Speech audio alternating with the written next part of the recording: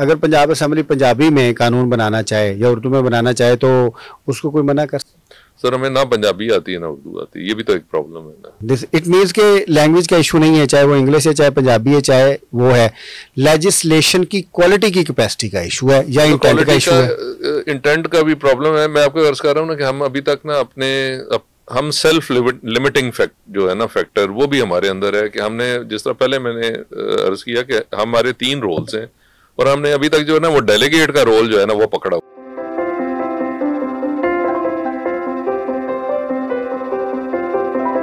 अस्सलाम वालेकुम नाज़रीन, रिपब्लिक पॉलिसी के प्लेटफॉर्म से आपकी खिदमत में दोबारा हाजिर हैं। जैसा कि आप जानते हैं कि जो पार्लियामेंट्री पॉलिटिक्स है, लॉ मेकिंग है, लेजिस्लेचर है, जो रिपब्लिक रियासत के मुतालिक जो जितने भी अमूर हैं उसके ऊपर हम अपनी रिसर्च आर्टिकल्स के ऊपर पॉडकास्ट करते हैं।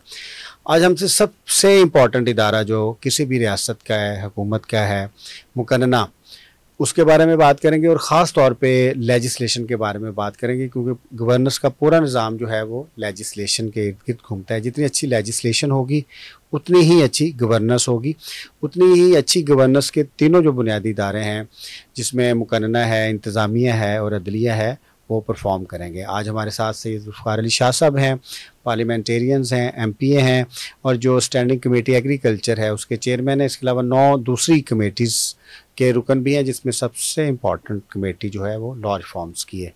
जी सर, क्या हाल है आपके साथ? जी बड़ी मेहरबानी तारिक साहब, thank you for having me here. अच्छा सर, जो पंजाब असेंबली है बुनियादी तौर पे वो कस्टोडियन है, जो पंजाब की गवर्नेंस है, लॉ मेकिंग है या पंजाब की जो पावर्स हैं जो स्केड्यूल 4 के मुताबिक डिटरमिन होती हैं, तो आज के सर वो रिफॉर्म के एक प्रोसेस से गुजर रही है। वो अपने आप को मजबूत करना चाह रही है, कमेटी सिस्टम्स जो हैं उनको मजबूत किया जा रहा है, रूल्स मेकिंग हो रही है और जो एक अकाउंटेबिलिटी का तस्वुर है कि एक public accountability through public representatives हैं उसके ऊपर काम हो रहा है। इसके बारे में थोड़ा बताइएगा। तो देखिए ना जी, हमारे 3 बेसिक फंक्शंस हैं एज पार्लियामेंटेरियन जो हमें कानून जिसकी इजाज़त देता है। पहला फंक्शन लेजिस्लेशन का है, दूसरा फंक्शन हमारा ओवरसाइट का है और तीसरा फंक्शन ये है कि हम अपने इलाके के रिप्रेजेंटेटिव्स हैं, हमने अपने इलाके के मामलात को ऊपर लेके आना है।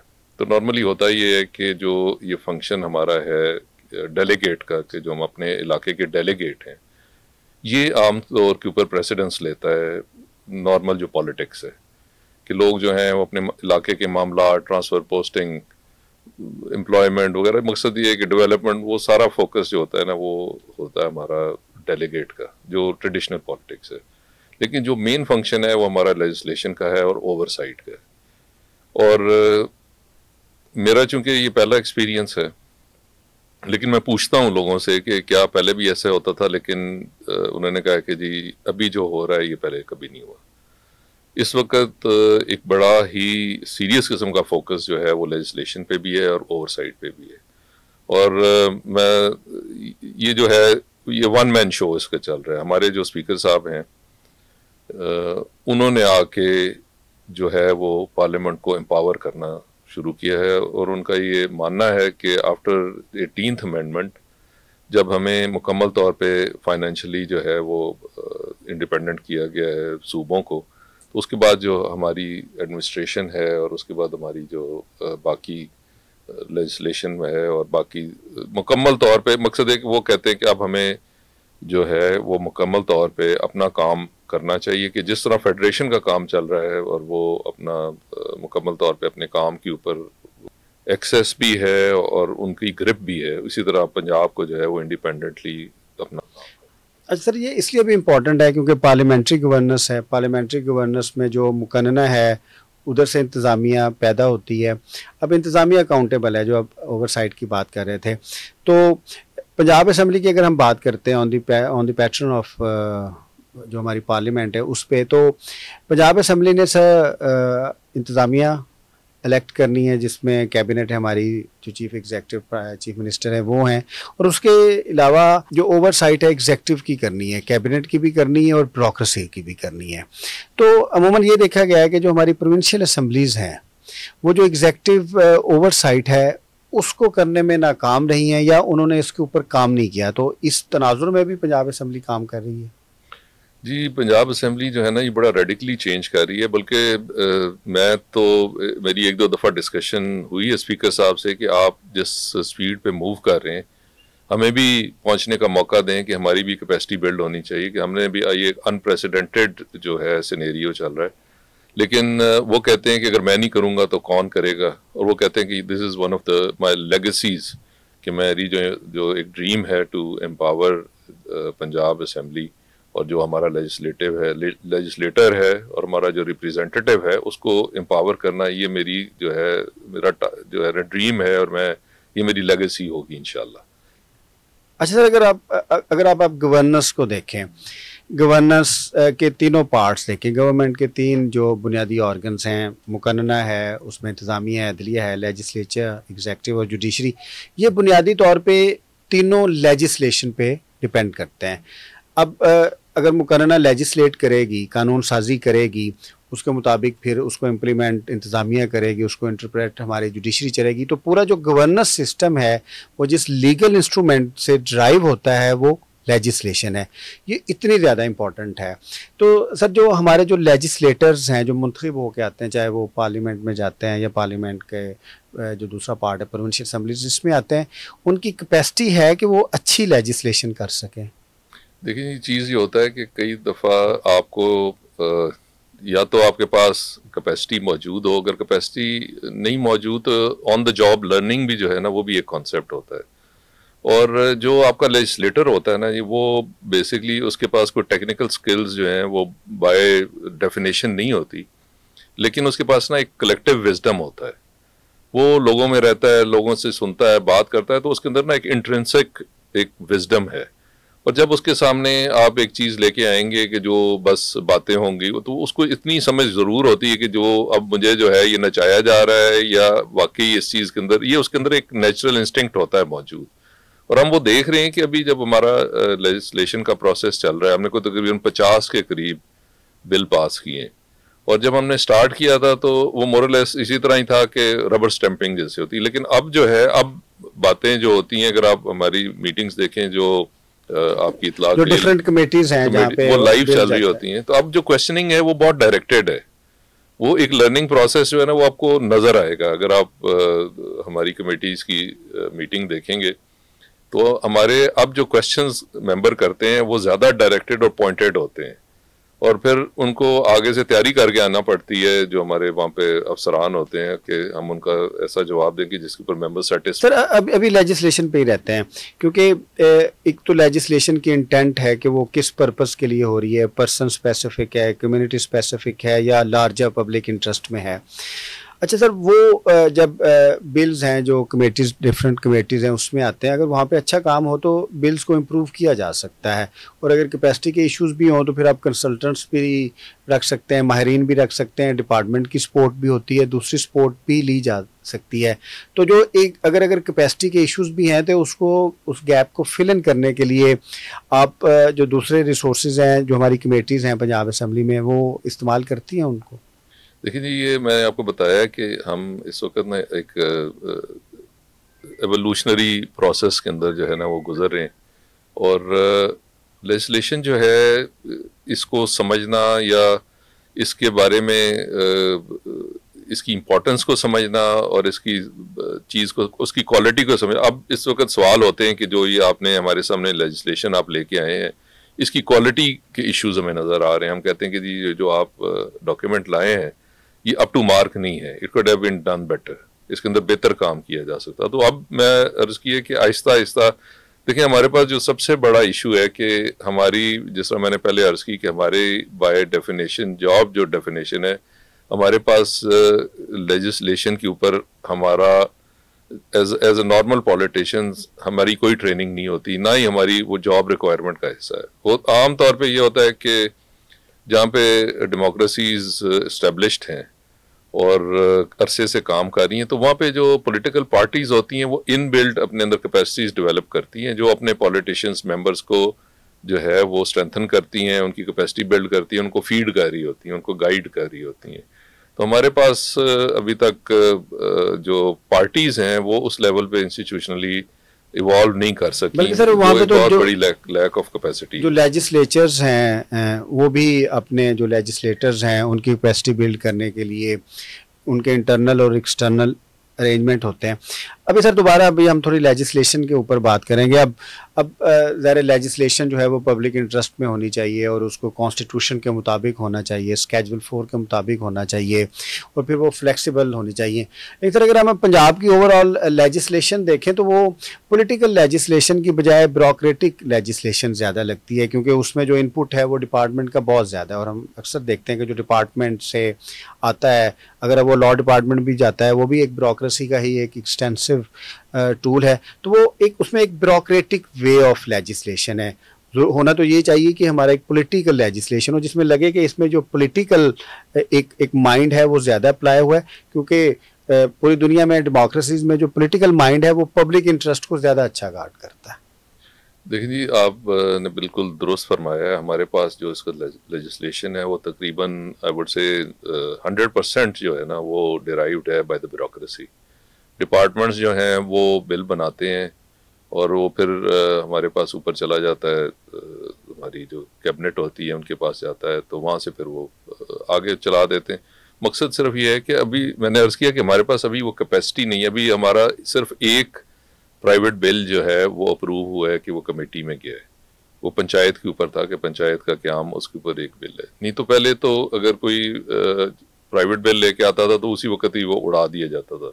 और ये भी बिल जो हुआ है, ये हमारे स्पीकर साहब ने कहा है कि जो प्राइवेट बिल्स हैं ये मेरे लिए बहुत कीमती हैं और ये किसी भी वर्किंग डेमोक्रेसी के अंदर इनकी बहुत कदर कीमत होती है और इनको बगैर देखे समझे इनको बिल्कुल आप किल नहीं कर सकते। तो उसकी वजह से जो है हमारा पहला प्राइवेट बिल जो है वो आगे गया है टू कमेटी और वहाँ पे आप उसके ऊपर डिस्कशन होगी और चलेगी। That is not still legislation. तो अभी आगाज होगा कि प्राइवेट बिल्स कितने ज्यादा लेजिस्लेट हो सकते हैं। मकसद मैं बात कर रहा हूँ कि आप जहाँ अब देखें, अब इस वक्त जो हमारी लेजिस्लेशन है मेरी नज़र के अंदर वो सिर्फ पैच वर्क है कि बेसिकली किसी को कमी कोताही नज़र आती है, कोई एडमिनिस्ट्रेटिव प्रॉब्लम आ रहा है तो वो उसका पैच वर्क करते हैं या कुछ पीछे चीज़ें रह गई हैं, कोई नई आ गई। अभी हमने एक बिल पास किया था फर्टिलाइज़र के ऊपर। अब फर्टिलाइज़र के ऊपर जो है वो कोई इससे पहले कोई बिल मौजूद नहीं था। एक ऑर्डर था 1973 के 74 का, वो भी मुख्तसर था, उसके अंदर कोई पेनल्टी चीज़ें, कोई क्वालिटी चेक कुछ भी नहीं था उसके अंदर। तो अब हमने वो बिल पास किया, लेकिन अब वो हमने पास किया है, लेकिन जब वो हमारे पास बिल आया है तो उसमें तो तकरीबन 14 जगह पे लिखा हुआ था एज प्रिस्क्राइब्ड। तो हमने कहा कि यार ये तो फिर हर चीज़ हमने उठा के जो है वो दोबारा ब्यूरोक्रेसी को दे रहे हैं कि मकसद इसमें आप अगर बजाय एज प्रिस्क्राइब लिखने के 2 सेंटेंसेस और लिख दें कि आपने क्या करना है। तो उन्होंने कहा नहीं जी ये फीस है, ये इस तरह है। मकसद ये है कि अब हमारा देखिए प्रॉब्लम ये होता है कि जब हम लोग इक़्तिदार में आते हैं, ऑफिस लेते हैं, तो जो आपके मिनिस्टर के साथ जो काउंटर पार्ट होता है वो सेक्रेटरी होता है। अब जो सेक्रेटरी का एक्सपीरियंस है या नॉलेज है या उसका तजर्बा है वो बड़ा स्पेसिफिक है, वो टेक्निकली साउंड होता है, उसने सारे कानून डिपार्टमेंट की सपोर्ट होती है, उसको डिपार्टमेंट की सपोर्ट होती है, पर उसने उसमें काम किया होता है। तो वो जो मिनिस्टर होता है वो एक पॉलिटिशियन है, पब्लिक रिप्रेजेंटेटिव है और उसके पास कोई अल्टरनेट सपोर्ट भी नहीं है कि कोई पार्टी की तरफ से उसको कोई टेक्निकल सपोर्ट मिल रही हो। तो उला मोहल्ला वो फिर डिपेंडेंट हो जाता है अपने सेक्रेटरीज का, डिप्टी सेक्रेटरीज का, एडिशनल सेक्रेटरीज का। तो ये एक बहुत बड़ी कमी है कि फिर वो ही उसको गाइड कर रहे होते हैं और बल्कि वो मैं कंपेयर तो नहीं करना चाहता, वो जिस तरह जॉर्ज ऑरवेल की किताब है आपकी एनिमल फार्म, तो उसने कहा जी एंड में तो मुझे कुछ समझ नहीं आ रही कि बंदा के रहे थे। जी जी। नहीं सर, वो अगर जो आपकी कमेटीज़ हैं पंजाब असेंबली की या किसी भी हमारी जो पार्लियामेंट्री ऑर्गन्स हैं उनकी जो कमेटीज़ हैं, अगर उनकी कैपेसिटी डिपार्टमेंट की कैपेसिटी से बढ़ जाए तो इट मीन्स कि जो लेजिस्लेशन है वो बड़ी पॉलिटिकल और पब्लिक इंटरेस्ट में बेहतर हो सकती है। बिल्कुल, इसमें कोई शक नहीं है। बल्कि ये कल ही हम बैठे हुए थे तो उसके ऊपर स्पीकर साहब ने कहा है कि हमें जो है वो एलोकेट किए गए फंड्स एलोकेट कर दिए गए हैं कि हम यहाँ पे जो है वो एक इंस्टीट्यूट का काम करने लगे हैं। पिप्स, जिस तरह फेडरेशन में पिप्स है, वो पाकिस्तान इंस्टीट्यूट है, यहाँ पे पंजाब इंस्टीट्यूट होगा, नाम उसका भी पिप्स ही होगा। और वो तो बल्कि मजाक था कि डबल पी वाला पिप्स होगा, तो उसका वो कह रहे हैं कि जी इंशाल्लाह ताला क़याम होगा। दूसरा, हमारे स्टडी टूर्स के लिए भी जो है वो स्पेस बनाई गई है कि अगर हम पढ़ना चाहें, बल्कि हमें जो सबसे बड़ी बात है कि हमने पहला जो है इस्लामाबाद पिप्स के अंदर हमने कोर्स अटेंड किया पीछे, वो भी बेसिकली आपकी जो स्टैंडिंग कमेटीज़ है उनकी वर्किंग के ऊपर है, और उसके अंदर हमने जब बिल को देखना है करना, मकसद वो हमारे लिए बड़ा इंफॉर्मेटिव और इंटरेस्टिंग हमारी लर्निंग एक्सपीरियंस था वहाँ। सर अब हम लेजिस्लेशन से डेलीगेटेड लेजिस्लेशन तक जाते हैं।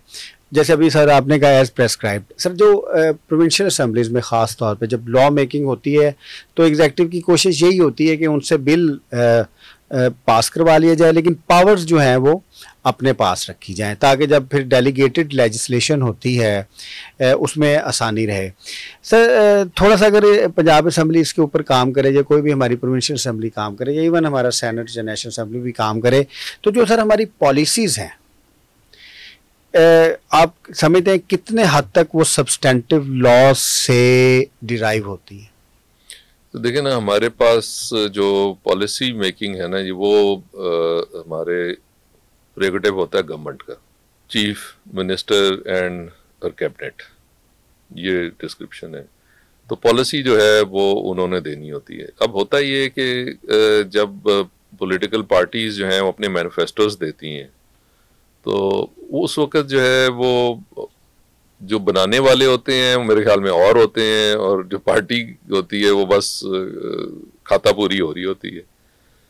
तो होना तो ये चाहिए कि जो मैनिफेस्टो है उसके मुताबिक पॉलिसी दी जाए, और फिर आप सर अभी मैं इसकी लीगल अलाइनमेंट की बात कर रहा हूँ, क्योंकि आपने जो लेजिस्लेशन करनी है उसका कॉन्स्टिट्यूशन के मुताबिक होना ज़रूरी है, क्योंकि अगर वो कॉन्स्टिट्यूशन के मुताबिक नहीं होगी तो उड़ जाएगी। इसलिए सर जो डेलीगेटेड लेजिस्लेशन है that is the operational part of legislation, जिसने इम्प्लीमेंट होना that is the most important part. वो सर लॉ जो है उसके मुताबिक नहीं होती। अब तो सुप्रीम कोर्ट की जजमेंट्स आ गई हैं कि जो लेजिस्लेशन इज लॉ, चाहे वो कॉन्स्टिट्यूशन मेकिंग है चाहे वो इनेक्टमेंट है। तो उसमें सर जो हमारी डेलीगेटेड लेजिस्लेशन है और उसमें जो सबसे इम्पॉर्टेंट है policy, that is not most derived from the substantive legislation। अब उसके लिए मैं आपको पहले रूल्स दिखा रहा था कि रूल्स में चेंज किया गया कि उसके अंदर हम डेलीगेटेड जो स्टैंडिंग कमेटीज़ हैं वो डेलीगेटेड लेजिस्लेशन जो है उसके ऊपर भी प्रेजेंटेशन डिपार्टमेंट से ले सकती हैं, और वो अभी तक हमें मौका नहीं मिला। बहरहाल ये हमने जो अभी एक पास किया है ये फर्टिलाइज़र एक्ट, तो उसके ऊपर हमने कमिटमेंट ली थी डिपार्टमेंट की कि जब इसकी आप करेंगे आगे इसकी डेलीगेटेड लेजिस्लेशन होगी तो वो आप हमारे साथ पहले शेयर करेंगे और उसके बाद जो है आप उसको जो है पास करेंगे।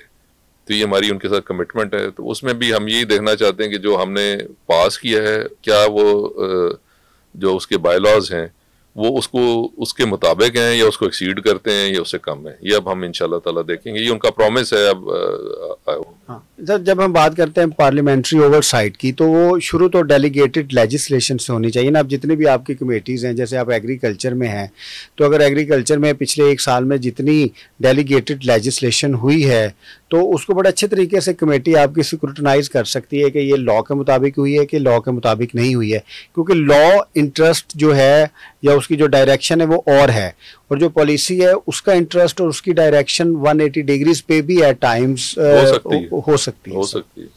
तो हमारा इंशाल्लाह ताला आगे से हम आहिस्ता आहिस्ता, मैंने पहले अर्ज की कि हमारी अपनी कैपेसिटी बिल्डिंग होनी चाहिए, होने वाली है, और हम वर्क कर रहे हैं। हमने जो एग्रीकल्चर कमेटी है उसकी हमने मीटिंग एक जो है वो पॉलिसी पे बुलाई थी कि हमें बताएं कि आपकी पॉलिसी, गवर्नमेंट पॉलिसी क्या है और उसके ऊपर आप कितना इफेक्टिवली अमल दरामद कर रहे हैं। फिर हमने एक कमेटी जो है वो उनकी जो हमारा उनका फाइनेंस के ऊपर है वो बुलाई थी कि बताएं आपकी स्पेंडिंग क्या है, कौन से सेक्टर में आपने कितना पैसा इन्वेस्ट किया है। मकसद ये कि आहिस्ता आहिस्ता अकॉर्डिंग टू जो हमारे रूल्स हैं उसके मुताबिक हम चल रहे हैं। और नेक्स्ट जो ऑनलाइन है इस वक्त जो मैंने दिया हुआ है अगली मीटिंग का एजेंडा, उसके अंदर डेलीगेटेड लेजिस्लेशन है कि आपने कितनी कौन से पिछले कुछ सालों में कितने जो है वो रूल्स पास हुए और उनके ऊपर कितनी डेलीगेटेड लेजिस्लेशन हुई है, या बताया जाए कि नहीं हुई, जो भी कमी पेशी है वो हमें दिखाई जाए कि आपने उसके ऊपर क्या काम किया है। तो हमारा नेक्स्ट एजेंडा जो है वो फॉर्चुनेटली यही है कि हम डेलीगेटेड लेजिस्लेशन पे जा रहे हैं। अच्छा सर, मैं मेरी पॉलिटिकल रिफॉर्म्स के ऊपर एक मेरा पेपर भी है और जो हमारा थिंक टैंक है वो डेमोक्रेटिक गवर्नेंस और एम्पावरमेंट ऑफ पॉलिटिशियन पे ख़ास तौर पे काम कर रहा है। क्योंकि अगर आप 2A कॉन्स्टिट्यूशन की देखें तो उसमें सर जो सॉवरेनिटी है वो एक डेलीगेटेड ट्रस्ट है और वो लोगों के पास है, लेकिन लोग उनको चूजन रिप्रेजेंटेटिव्स के ज़रिए एक्सरसाइज करेंगे। तो पावर जो है बुनियादी तौर पे तो पॉलिटिशियन के पास होनी चाहिए, लेजिस्लेटर के पास होनी चाहिए। सर, वो जो हमारी रिसर्च है उसका जो बुनियादी जो एक आर्गूमेंट है वो ये है कि पाकिस्तान में जमहूरियत के कमज़ोर होने में बुनियादी तौर पे जो फैक्टर है वो पॉलिटिशियन की कैपेसिटी का है, कि अगर पॉलिटिशियन के पास पॉलिटिकल और लेजिस्लेटिव कैपेसिटी हो तो जो गैप्स हैं वो दूर होंगे, और जब गैप्स दूर होंगे तो जो दूसरी पावर हैं जो नॉन पॉलिटिकल पावर्स हैं वो फिल इन नहीं कर सकेंगे। आपका सर इसके बारे में क्या? जी, मैं 100% इस चीज़ को एग्री करता हूँ कि अगर आप अपने काम के ऊपर आपकी दस्तरस है और उसे आप अच्छे तरीके से कर रहे हैं और जो इतनी कि आपकी उसके ऊपर दस्तरस है और इतने इफेक्टिवली वो काम कर रहे हैं कि आपको रिप्लेस नहीं किया जा सकता, तो फिर वही बात आपने की कि फिर किसी और को हमें हिलाने की जो है वो ज़रूरत भी नहीं है। कि अगर हम इफेक्टिवली अपना काम कर रहे हैं, इररिप्लेसेबल हो जाते हैं अपने रोल के अंदर। आपका मिसाल दर आपका ये दफ्तर है, इधर कुछ लोग ऐसे होंगे कि जो इररिप्लेसेबल हैं और कुछ ऐसे होंगे कि जिनको जिसको मर्जी आप बाहर निकालते हैं। कुछ लोग ऐसे होते हैं जो इतना काम आपका कर रहे होते हैं और उनकी इतनी जो है अपने काम के ऊपर महारत और दस्तरस होती है कि उनको आप निकालें तो आपका पूरा सिस्टम जो है ना वो सफ़र करता है। तो अगर हम अपने आप को उस लेवल पे ले जाते हैं कि जहाँ पे हम इंडिस्पेंसेबल हो जाते हैं, अभी तो इसका पोजीशन ये है कि आप मुझे फारग कर दें, 4 और मेरी जगह आ जाएंगे, कोई ऐसा इशू नहीं है। लेकिन अगर आप इतना इंस्टीट्यूशनली अगर आप इतने अपने काम के ऊपर इफेक्टिवली हावी हो जाते हैं तो फिर जो है फिर आपको वहाँ से मूव करना बड़ा मुश्किल हो जाता है। मैं 100% इस चीज़ पे एग्री करता हूँ और हमें इसके लिए बहुत सारा काम करने की ज़रूरत है, क्योंकि अभी तक हम जो है हम डिस्पोजेबल। सर, इसको हम ऐसे देखते हैं कि जो फंडामेंटल इंस्ट्रूमेंट है वो पीस ऑफ लेजिस्लेशन है। अच्छा सर, अब जो फंडामेंटल हमारा इंस्ट्रूमेंट है लेजिस्लेशन, उसको इम्प्लीमेंट करना है एग्जेक्टिव ने, चाहे वो परमानेंट एग्जेक्टिव है चाहे ब्यूरोक्रेटिक एग्जेक्टिव है। अगर सर हम ब्यूरोक्रेटिक एग्जेक्टिव की बात करें, उनकी रिक्रूटमेंट देख लें, ट्रेनिंग देख लें, डिस्पाइट इसके उसके इश्यूज हैं वो हम बाद में बात करेंगे। अब फिर वो बुनियादी तौर पे ट्रेन होते हैं, उनकी कैपेसिटी बिल्डिंग होती है, फिर आपने जो लॉ मेकिंग करनी है, पॉलिटिशियन ने उसको इंटरप्रेट करना है, जुडिशरी ने, उनकी भी बाकायदा ट्रेनिंग होती है उनकी बाकायदा इसके ऊपर सेशंस होते हैं और उन एक्सपीरियंस है, फिर प्रमोशंस है, पूरा एक सिस्टम है इम्प्लीमेंटर के लिए भी और जिसने इंटरप्रेट करना है उसके लिए भी। और जब आप पॉलिटिकल एग्जेक्टिव लेते हैं उसमें भी कोशिश होती है कि जो आपका चीफ एग्जेक्टिव है या कैबिनेट मेंबर्स हैं वो कंपैरेटिवली बेहतर हों ताकि डिपार्टमेंट्स को अच्छा चला सकें। अब सर, जिस इंस्ट्रूमेंट को इम्प्लीमेंट करने वाले और उसकी तशरीह करने वालों का बाकायदा एक कैपेसिटी बढ़ाने का निज़ाम है, अब जिसने लॉ बनाना है जो कि माखज़ है, that has the central role, उसकी कैपेसिटी पे हमारी पॉलिटिकल पार्टीज़ ने, हमारे सिस्टम ने क्यों कंप्रोमाइज़? तो देखें, बात ही होती है कि कई चीज़ें जो होती हैं ना वो हम फॉर वो गिवन ले लेते हैं कि एक ट्रेडिशनली हमारे पास जो है वो जो हमारा अफसर है वो हमारे ऊपर, हमारे आसाब पे, हमारे दिमाग पे हावी है। हम समझते हैं कि जी वो जो है उसकी पढ़ाई लिखाई ज़्यादा है, वो ज़्यादा समझता है, वो उसके पास अंग्रेजी भी बोलता है, अंग्रेजी भी बोल लेता है, आपकी जो कानून की ज़ुबान है वो भी अंग्रेजी है, वो समझ भी लेता है, वो प्रेजेंटेशन भी अच्छी दे लेता है। और ये जो इम्बैलेंस है ना बिटवीन द पॉलिटिशियन और आपके जो ब्यूरोक्रेसी और आपकी जो पीछे सारी जो चीजें हैं, ये स्टार्ट जो है ये हमारी पार्टीशन से हुआ है और उस वो इम्बैलेंस जो है ना वो हम अभी तक पूरा नहीं कर सकते। Let me devil's advocate sir, अगर पंजाब असेंबली पंजाबी में कानून बनाना चाहे या उर्दू में बनाना चाहे तो उसको कोई मना कर? सर, हमें ना पंजाबी आती है ना उर्दू आती है, ये भी तो एक प्रॉब्लम है ना। दिस इट मीन्स के लैंग्वेज का इशू नहीं है, चाहे वो इंग्लिश है चाहे पंजाबी है चाहे वो है, लेजिस्लेशन की क्वालिटी की कैपेसिटी का इशू है या इंटेंट का इशू है? इंटेंट का भी प्रॉब्लम है। मैं आपको अर्ज कर रहा हूँ ना कि हम अभी तक ना हम सेल्फ लिमिटिंग फैक्ट जो है ना फैक्टर वो भी हमारे अंदर है कि हमने जिस तरह पहले मैंने अर्ज किया कि हमारे 3 रोल्स हैं और हमने अभी तक जो है ना वो डेलीगेट का रोल जो है ना वो पकड़ा हुआ है। जी जी, डेलीगेटेड लेजिस्लेशन से नहीं, ठीक है, हम अपने इलाके के डेलीगेट्स हैं, हम अपने इलाके को रिप्रेजेंट करते हैं, उधर ही हमने अच्छा फिर दूसरा प्रॉब्लम जो है वो सबसे बड़ा हमारे जो इशू है, जो लिमिटिंग फैक्टर है ना, वो ये होता है कि हम जब बन जाते हैं ना, हम इन पोजीशन आ जाते हैं, तो फिर बजाय हम फोकस करने के, अपना रोल पूरा करने के, लेजिस्लेटर बनने के, हम ओवरसाइट करने के, हम अगले इलेक्शन की तैयारी शुरू कर देते हैं। हमारा फिर फोकस ये नहीं होता कि हमने जो हमारी जॉब डेफिनेशन उसके मुताबिक काम करना है, हम फिर सोच रहे हैं कि भाई अगला इलेक्शन हमने किस तरह जीतना है। अभी हम अपना जीतते हैं और अगले 5 साल का सोचना शुरू करते हैं, बजाय लिविंग इन द मोमेंट हम अगला कर रहे होते हैं कि यार ये किस तरह है, कोई बच्चे लगवा दो, कल वोट मिलेगा, ये सड़क बनवा दो, ये कर दो। मकसद है कि फिर फोकस जो है ना हमारा शिफ्ट कर जाता है, और जो इंटरेस्ट है, जो वर्किंग के अंदर हमारा इंटरेस्ट है ना पार्लियामेंट के अंदर, वो बहुत लैकिंग है, और हम उसको डेली फील करते हैं।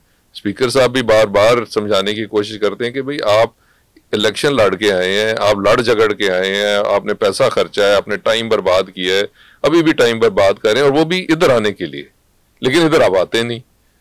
लोग आते हैं, वो इधर घूम घाम के फलाने दफ्तर चला गया, उस दफ्तर चला गया, वो काम शाम लोगों के करवाए। वो भी एक हमारा रोल है कि क्लाइंट, उसे कहते हैं कि वो हमारा एक रिश्ता है लोगों के साथ, हमने वो करना होता है।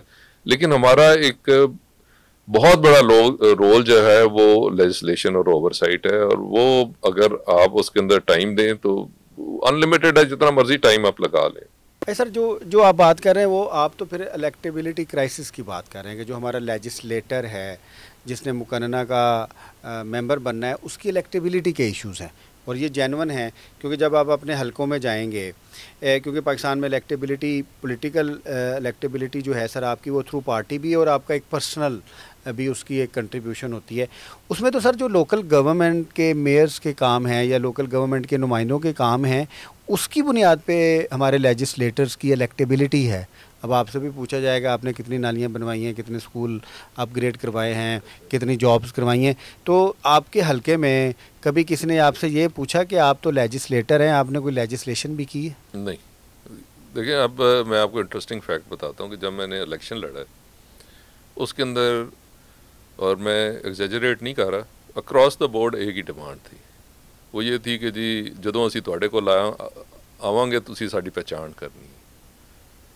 ये डिमांड थी अक्रॉस द बोर्ड। किसी ने ये कल्चरल रिक्वायरमेंट, हमारा कल्चरल, जी मैं जब आपके पास आऊँगा ना, आपको पता होना चाहिए कि मैं कौन हूँ, मैं किधर से आया हूँ, और जो मेरा काम है आपने उसके अंदर मेरी हेल्प आउट करनी है। मकसद ये हमारी जो बेसिक हमें जो मैंडेट मिल रहा है वो ये होता है, और ये हर जगह पे ऐसे ही है।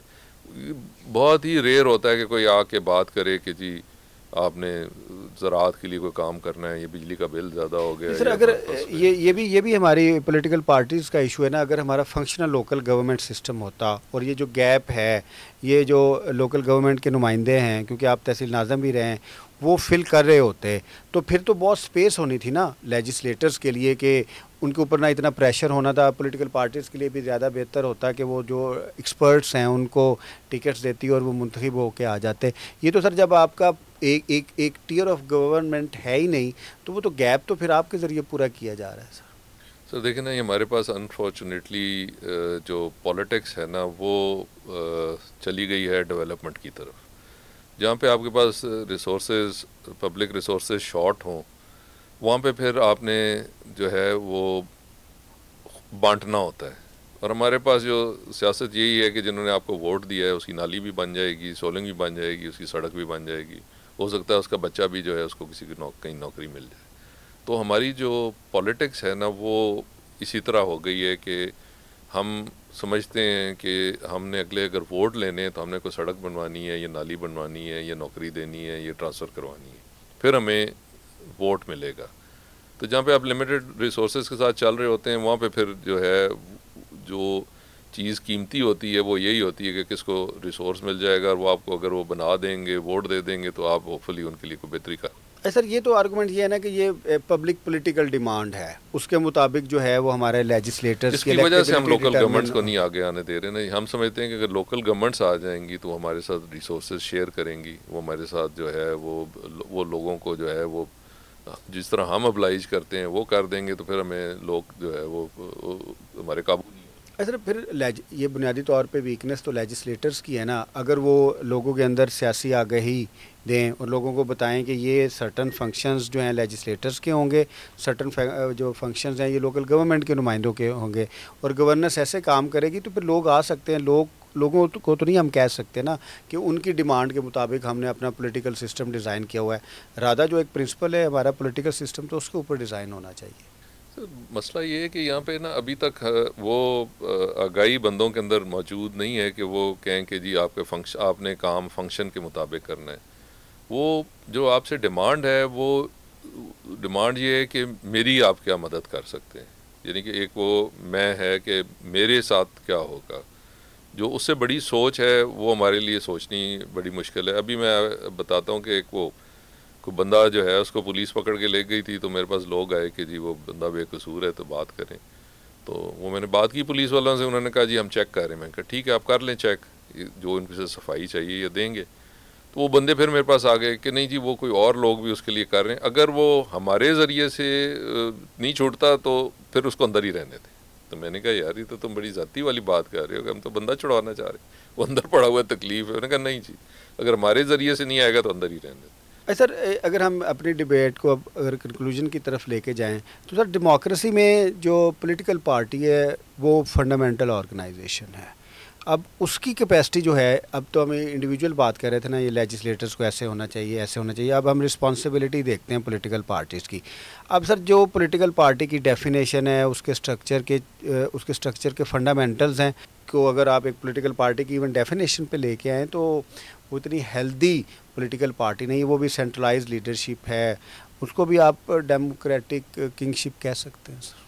सर इसी तरह ही है, आपके पास जो पार्टीज़ हैं आपकी पॉलिटिकल पार्टीज़ वो इंस्टीट्यूशंस नहीं बन सकी, वो पर्सनैलिटी सेंट्रिक आप उन्हें कल्ट्स कह लें या ग्रुप्स कह लें या ग्रुप कह लें। मकसद ये है कि अभी तक हम उस लेवल पे नहीं आए कि जहाँ पे हमारी हम डेमोक्रेसी की बात करते हैं, हमारी पॉलिटिकल पार्टीज़ ही डेमोक्रेटिक नहीं है, बल्कि ये एक it goes to the roots. हम अपने घरों में भी डेमोक्रेटिक नहीं है, घरों में भी हमारा फ़र्क है।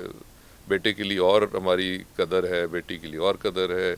घर के जो अफराद हैं वो सारे बराबर नहीं हैं, एक बड़ा है। अब चीज़ें चेंज हो रही हैं, लोगों के अंदर एक इंडिपेंडेंस है आहिस्ता आहिस्ता, जैसे जैसे ये कल्चर चेंज हो रहा है। कल्चर चेंज हो रहा है, ये सोशल मीडिया इंफॉर्मेशन इसके साथ लोगों को ज़रा होराइजन्स जो हैं वो बड़े होते जा रहे हैं, उसके फ़ायदे भी हैं नुकसान भी हैं। बहरहाल एक चेंज चीज़।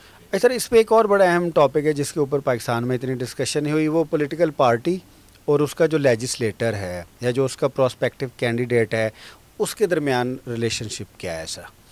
अब पॉलिटिकल पार्टीज़ अक्सर कहती हैं कि हमारे लेजिस्लेटर्स जो हैं वो हमें छोड़ के चले जाते हैं, और जो लेजिस्लेटर्स है वो कहते हैं कि हमारी इस पार्टी में ग्रोथ नहीं है क्योंकि इसकी जो लीडरशिप है वो हमें पता है कि ये है, इसके बाद ये होगा, इसके बाद ये होगा। तो उनके दरमियान एक बड़ा मैरिज ऑफ इनकन्वीनियंस चलता रहता है। लेकिन अगर सर पॉलिटिकल पार्टी का भी हम पर्सपेक्टिव आपके सामने लेके आए, उनका वाहिद जो एक इंटरेस्ट है उनको घोड़े चाहिए, उनको इलेक्टेबल्स चाहिए कि ये मुझे अगर 266 कॉन्स्टिट्यूंसीज़ हैं, मेरे पास 100 से ज़्यादा स्ट्रॉन्ग कैंडिडेट है। अब तो सर शहरों में भी मुश्किल हो गया क्योंकि जब तक आप पैसा इन्वेस्ट नहीं करेंगे you are not going to win elections, there are so many things. तो सर उनका जो मकसद है वो वही बंदे को टिकट देना है जो उनको सीट निकाल के दे दे, और उनको ये पता है कि जब ये जीत जाएगा इसके बाद जो लेजिस्लेशन है वो भी हम कंट्रोल लेजिस्लेशन थोड़े से एक्सपर्ट से करवा लेंगे और ब्यूरोक्रेसी के ज़रिए हम गवर्नेंस सिस्टम सर चलाते रहेंगे। अब सर ये जो पर्सपेक्टिव है पॉलिटिकल पार्टी का अपने लेजिस्लेटर्स को लेके, ये तो डेमोक्रेसी के लिए बहुत ज़्यादा मुफीद नहीं साबित हो सकता क्योंकि इसमें लेजिस्लेटर्स की या पॉलिटिकल वर्कर्स की तो ग्रोथ ही नहीं है सर। तो देखें ना, जब आप डेमोक्रेसी की बात करते हैं, जो आइडियलिस्टिक डेमोक्रेसी होती है वो ये होता है कि हर उसके अंदर जो फ़र्द वाहिद है ना उसमें कैपेसिटी है कि वो डिसीजन मेकिंग कर सके। हमारे पास जो फ़र्द वाहिद है उसकी ख़ास कर जो रूरल एरियाज़ हैं उसके अंदर फ़र्द वाहिद की कोई एग्जिस्टेंस जो है ना वो नहीं है, ना वो ज़िंदा रह सकता है। उसको किसी जत्थे के साथ, किसी बिरादरी के साथ, किसी ग्रुप के साथ बिलोंग करना पड़ता है, क्योंकि हम बेसिकली ना उसको अदल दे सकते हैं ना उसकी प्रोटेक्शन कर सकते हैं। और अगर उसके पास वो जत्था भी नहीं होगा, उसके पास वो ग्रुप भी नहीं होगा, वो तो मारा जाएगा। जब शाम होती है, अगर उसके साथ वाला नेबर जो है वो उसके ताल्लुकात अच्छे नहीं है तो उसको रात को तो भेड़िए कहा जाएंगे। तो जब आप एग्जिस्ट कर रहे हैं इन टर्म्स ऑफ हर्ड्स और इन ग्रुप्स और उस तरह, तो फिर वहाँ पे जो आपकी जो सर्वाइवल है वो इसी तरह ही होता है कि आप एक जत्थे में सर्वाइव करते हैं और उसका जो लीडर होता है उसकी कोशिश होती है कि मैं किसी तरह पावर में आ जाऊं और अपने ग्रुप के लिए कुछ कर सकूं। अच्छा सर, अब हम वापस आते हैं जो हमारी पार्लियामेंट है, जो हमारी प्रोविंशियल असम्बलीज़ हैं, उनकी डिसिप्लिन और परफॉर्मेंस को लेके। अब सर अगर आप एग्जेक्टिव पार्ट देखें, मिनिस्टर्स हैं, मिनिस्टर्स जो हैं वो तैयार होकर रोज़ाना अपने ऑफिस जाते हैं, काम करते हैं। ब्यूरोक्रेसी सुबह अपने ऑफिस जाती है, शाम को जैसे भी है काम करती है। उनकी छुट्टी हो तो उनकी सरजनश होती है, उनको काम करना पड़ता है। ऐसे जो हमारी जुडिशरी है वो भी सर सुबह जाएगी, शाम को आएगी, काम करेगी। अब सर अगर हम पंजाब असम्बली की बात करते हैं स्पेसिफ़िकली एक केस स्टडी के तौर पे, एक लेजिस्लेचर के तौर पे, अब सर यहाँ पे तो कानून साज है ना, जो मंथली सैलरी भी ले रहे हैं, उनके पर्क्स एंड प्रिविलेजेस भी हैं, वही हैं जो बाकियों के कम होंगे या ज़्यादा होंगे। तो सर ऐसा नहीं हो सकता कि ये अब असम्बली का टाइम है, सुबह 9 बजे तो 5 बजे तक असम्बली होगी, दरमियान में ब्रेक होगी, तो they must remain there for 6-7 hours to legislate. या उसमें जो कमेटी का बिज़नेस है उसमें जाके देखें, पार्लियामेंट्री ओवरसाइट देखें, तो इनकी बाकायदा हाज़िरी लगनी चाहिए। अगर ये हाज़िरी नहीं होते तो इनकी जो मेंबरशिप है वो भी ख़त्म की जा सके। ये अब हम अक्सर देखते हैं बहुत से सर लेजिस्लेटर्स ऐसे हैं जो असेंबली नहीं जाते। डिसिप्लिन्ड एग्जेक्टिव डिसिप्लिन्ड है, जुडिशरी डिसिप्लिन्ड है, तो हमारा लेजिस्लेचर डिसिप्लिन्ड क्यों नहीं है? अभी हमारा बजट इजलास चल रहा है और जो हाज़िरी है वो बड़ी मुश्किल से पूरी की जाती है। मकसद ये है कि कोरम तो पूरा हो जाता है, लेकिन इंटरेस्ट देख के हैरानगी होती है कि वो मैं पहले आपको बात कर रहा था कि हम लोग इलेक्शन लड़ के आते हैं, लड़ झगड़ के आते हैं और फिर हम आते पार्लियामेंट में बैठने के लिए, लेकिन पार्लियामेंट में बैठना पसंद नहीं करते। अब ये मेरी तो अकल से बाहर है बात कि हमें हमारा या तो देखें ना, चलें मिनिस्टर है, उसके पास पोर्टफोलियो है, वो अपने दफ्तर में जा रहा है, बिज़ी है। जो अब मैं मिसाल तौर अगर मैं MP हूँ, मैं बैक बेंचर हूँ, मेरे पास मैं ट्रेजरी का हिस्सा नहीं हूँ, तो मेरे लिए तो जो सोर्स है या मेरे लिए जो जगह है, जो मेरा घर है, वो तो पार्लियामेंट है। तो मुझे तो उससे बाहर निकलना ही नहीं चाहिए। वहीं पे मेरी इज्जत है, वहीं पे मेरी शनाख्त है। मकसद है कि उसके अलावा तो मेरे पास कुछ नहीं। लेकिन वो ये नहीं समझिए इस तरह क्यों करते हैं। सर अब तो बड़े अच्छे पार्लियामेंट्री लॉजेस बन गए हैं, हॉस्टल्स बन गए हैं, फिर पेट्रोल भी है, फिर सर सैलरी है, नहीं एमिनिटीज़ तो काफ़ी हैं। हाँ, बल्कि और मजीद उनमें इजाफा किया जा रहा है, जो शॉर्टेजेस हैं वो पूरी की जा रही हैं। जी, अब सर पंजाब असम्बली के 371 सर जो हैं वो मेंबर हैं सर। अब सर जब इजलास आपका होता है तो एटलीस्ट 300 मेंबर्स तो होने चाहिए ना, क्योंकि अगर कोई भी आप ह्यूमन रिसोर्स की ऑर्गेनाइजेशन देख लें, पंजाब असम्बली भी एक ह्यूमन रिसोर्स की ऑर्गेनाइजेशन है।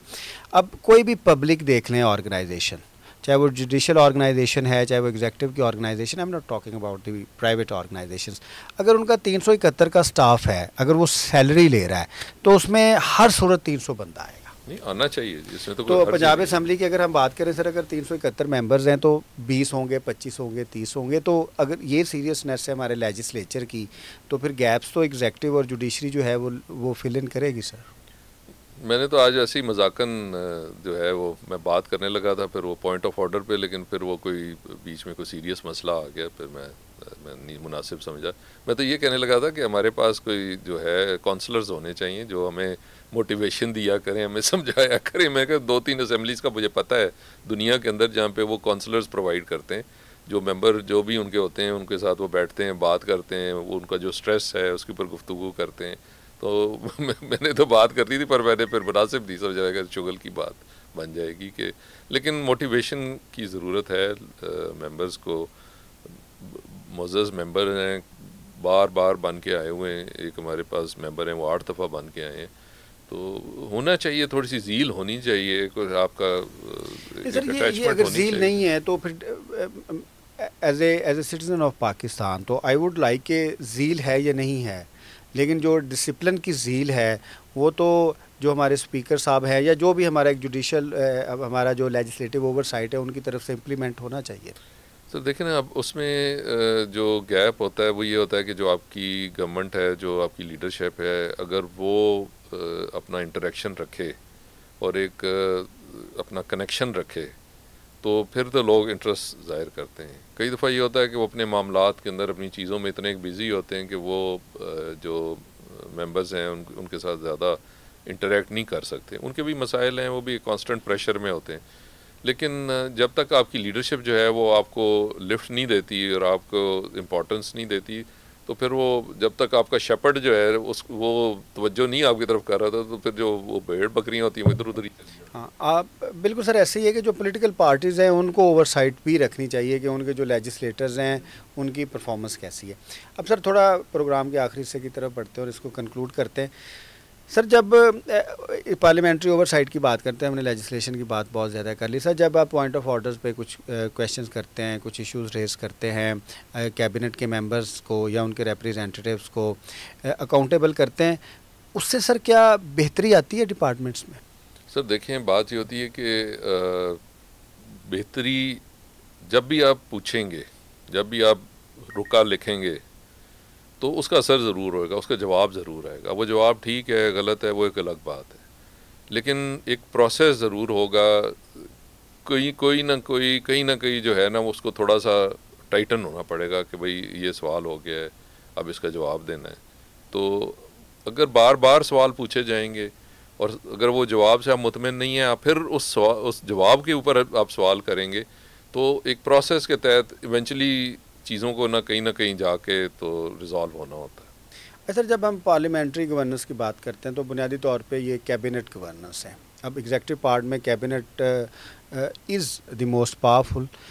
अगर हम इसका लेजिस्लेटिव पार्ट देखें, जब हम लेजिस्लेचर की बात करें तो सर ये बुनियादी तौर पे कमेटी सिस्टम है, क्योंकि स्ट्रॉन्ग कमेटीज़ के बगैर जो है वो अच्छी जो है एग्जीक्यूटिव ओवरसाइट नहीं हो सकती। अब सर पंजाब असम्बलीज़ में भी बहुत सी कमेटीज़ नोटिफाई होती हैं, फेडरेशन में भी होती हैं, बाकी सूबों में भी होती हैं, जिन्होंने डिपार्टमेंट्स की ओवरसाइट करनी है, एग्जीक्यूटिव की ओवरसाइट करनी है। तो सर ये कितनी ज़रूरत है कमेटीज़ को स्ट्रॉन्ग करने? सर बहुत ज़रूरत है और की गई है। हमारे स्पीकर साहब ने जो चेंजेस करवाए हैं और उसके साथ हम कमेटीज़ जो हैं वो तकरीबन एट पार हैं इस वक्त जो हमारे पास फेडरेशन के अंदर है।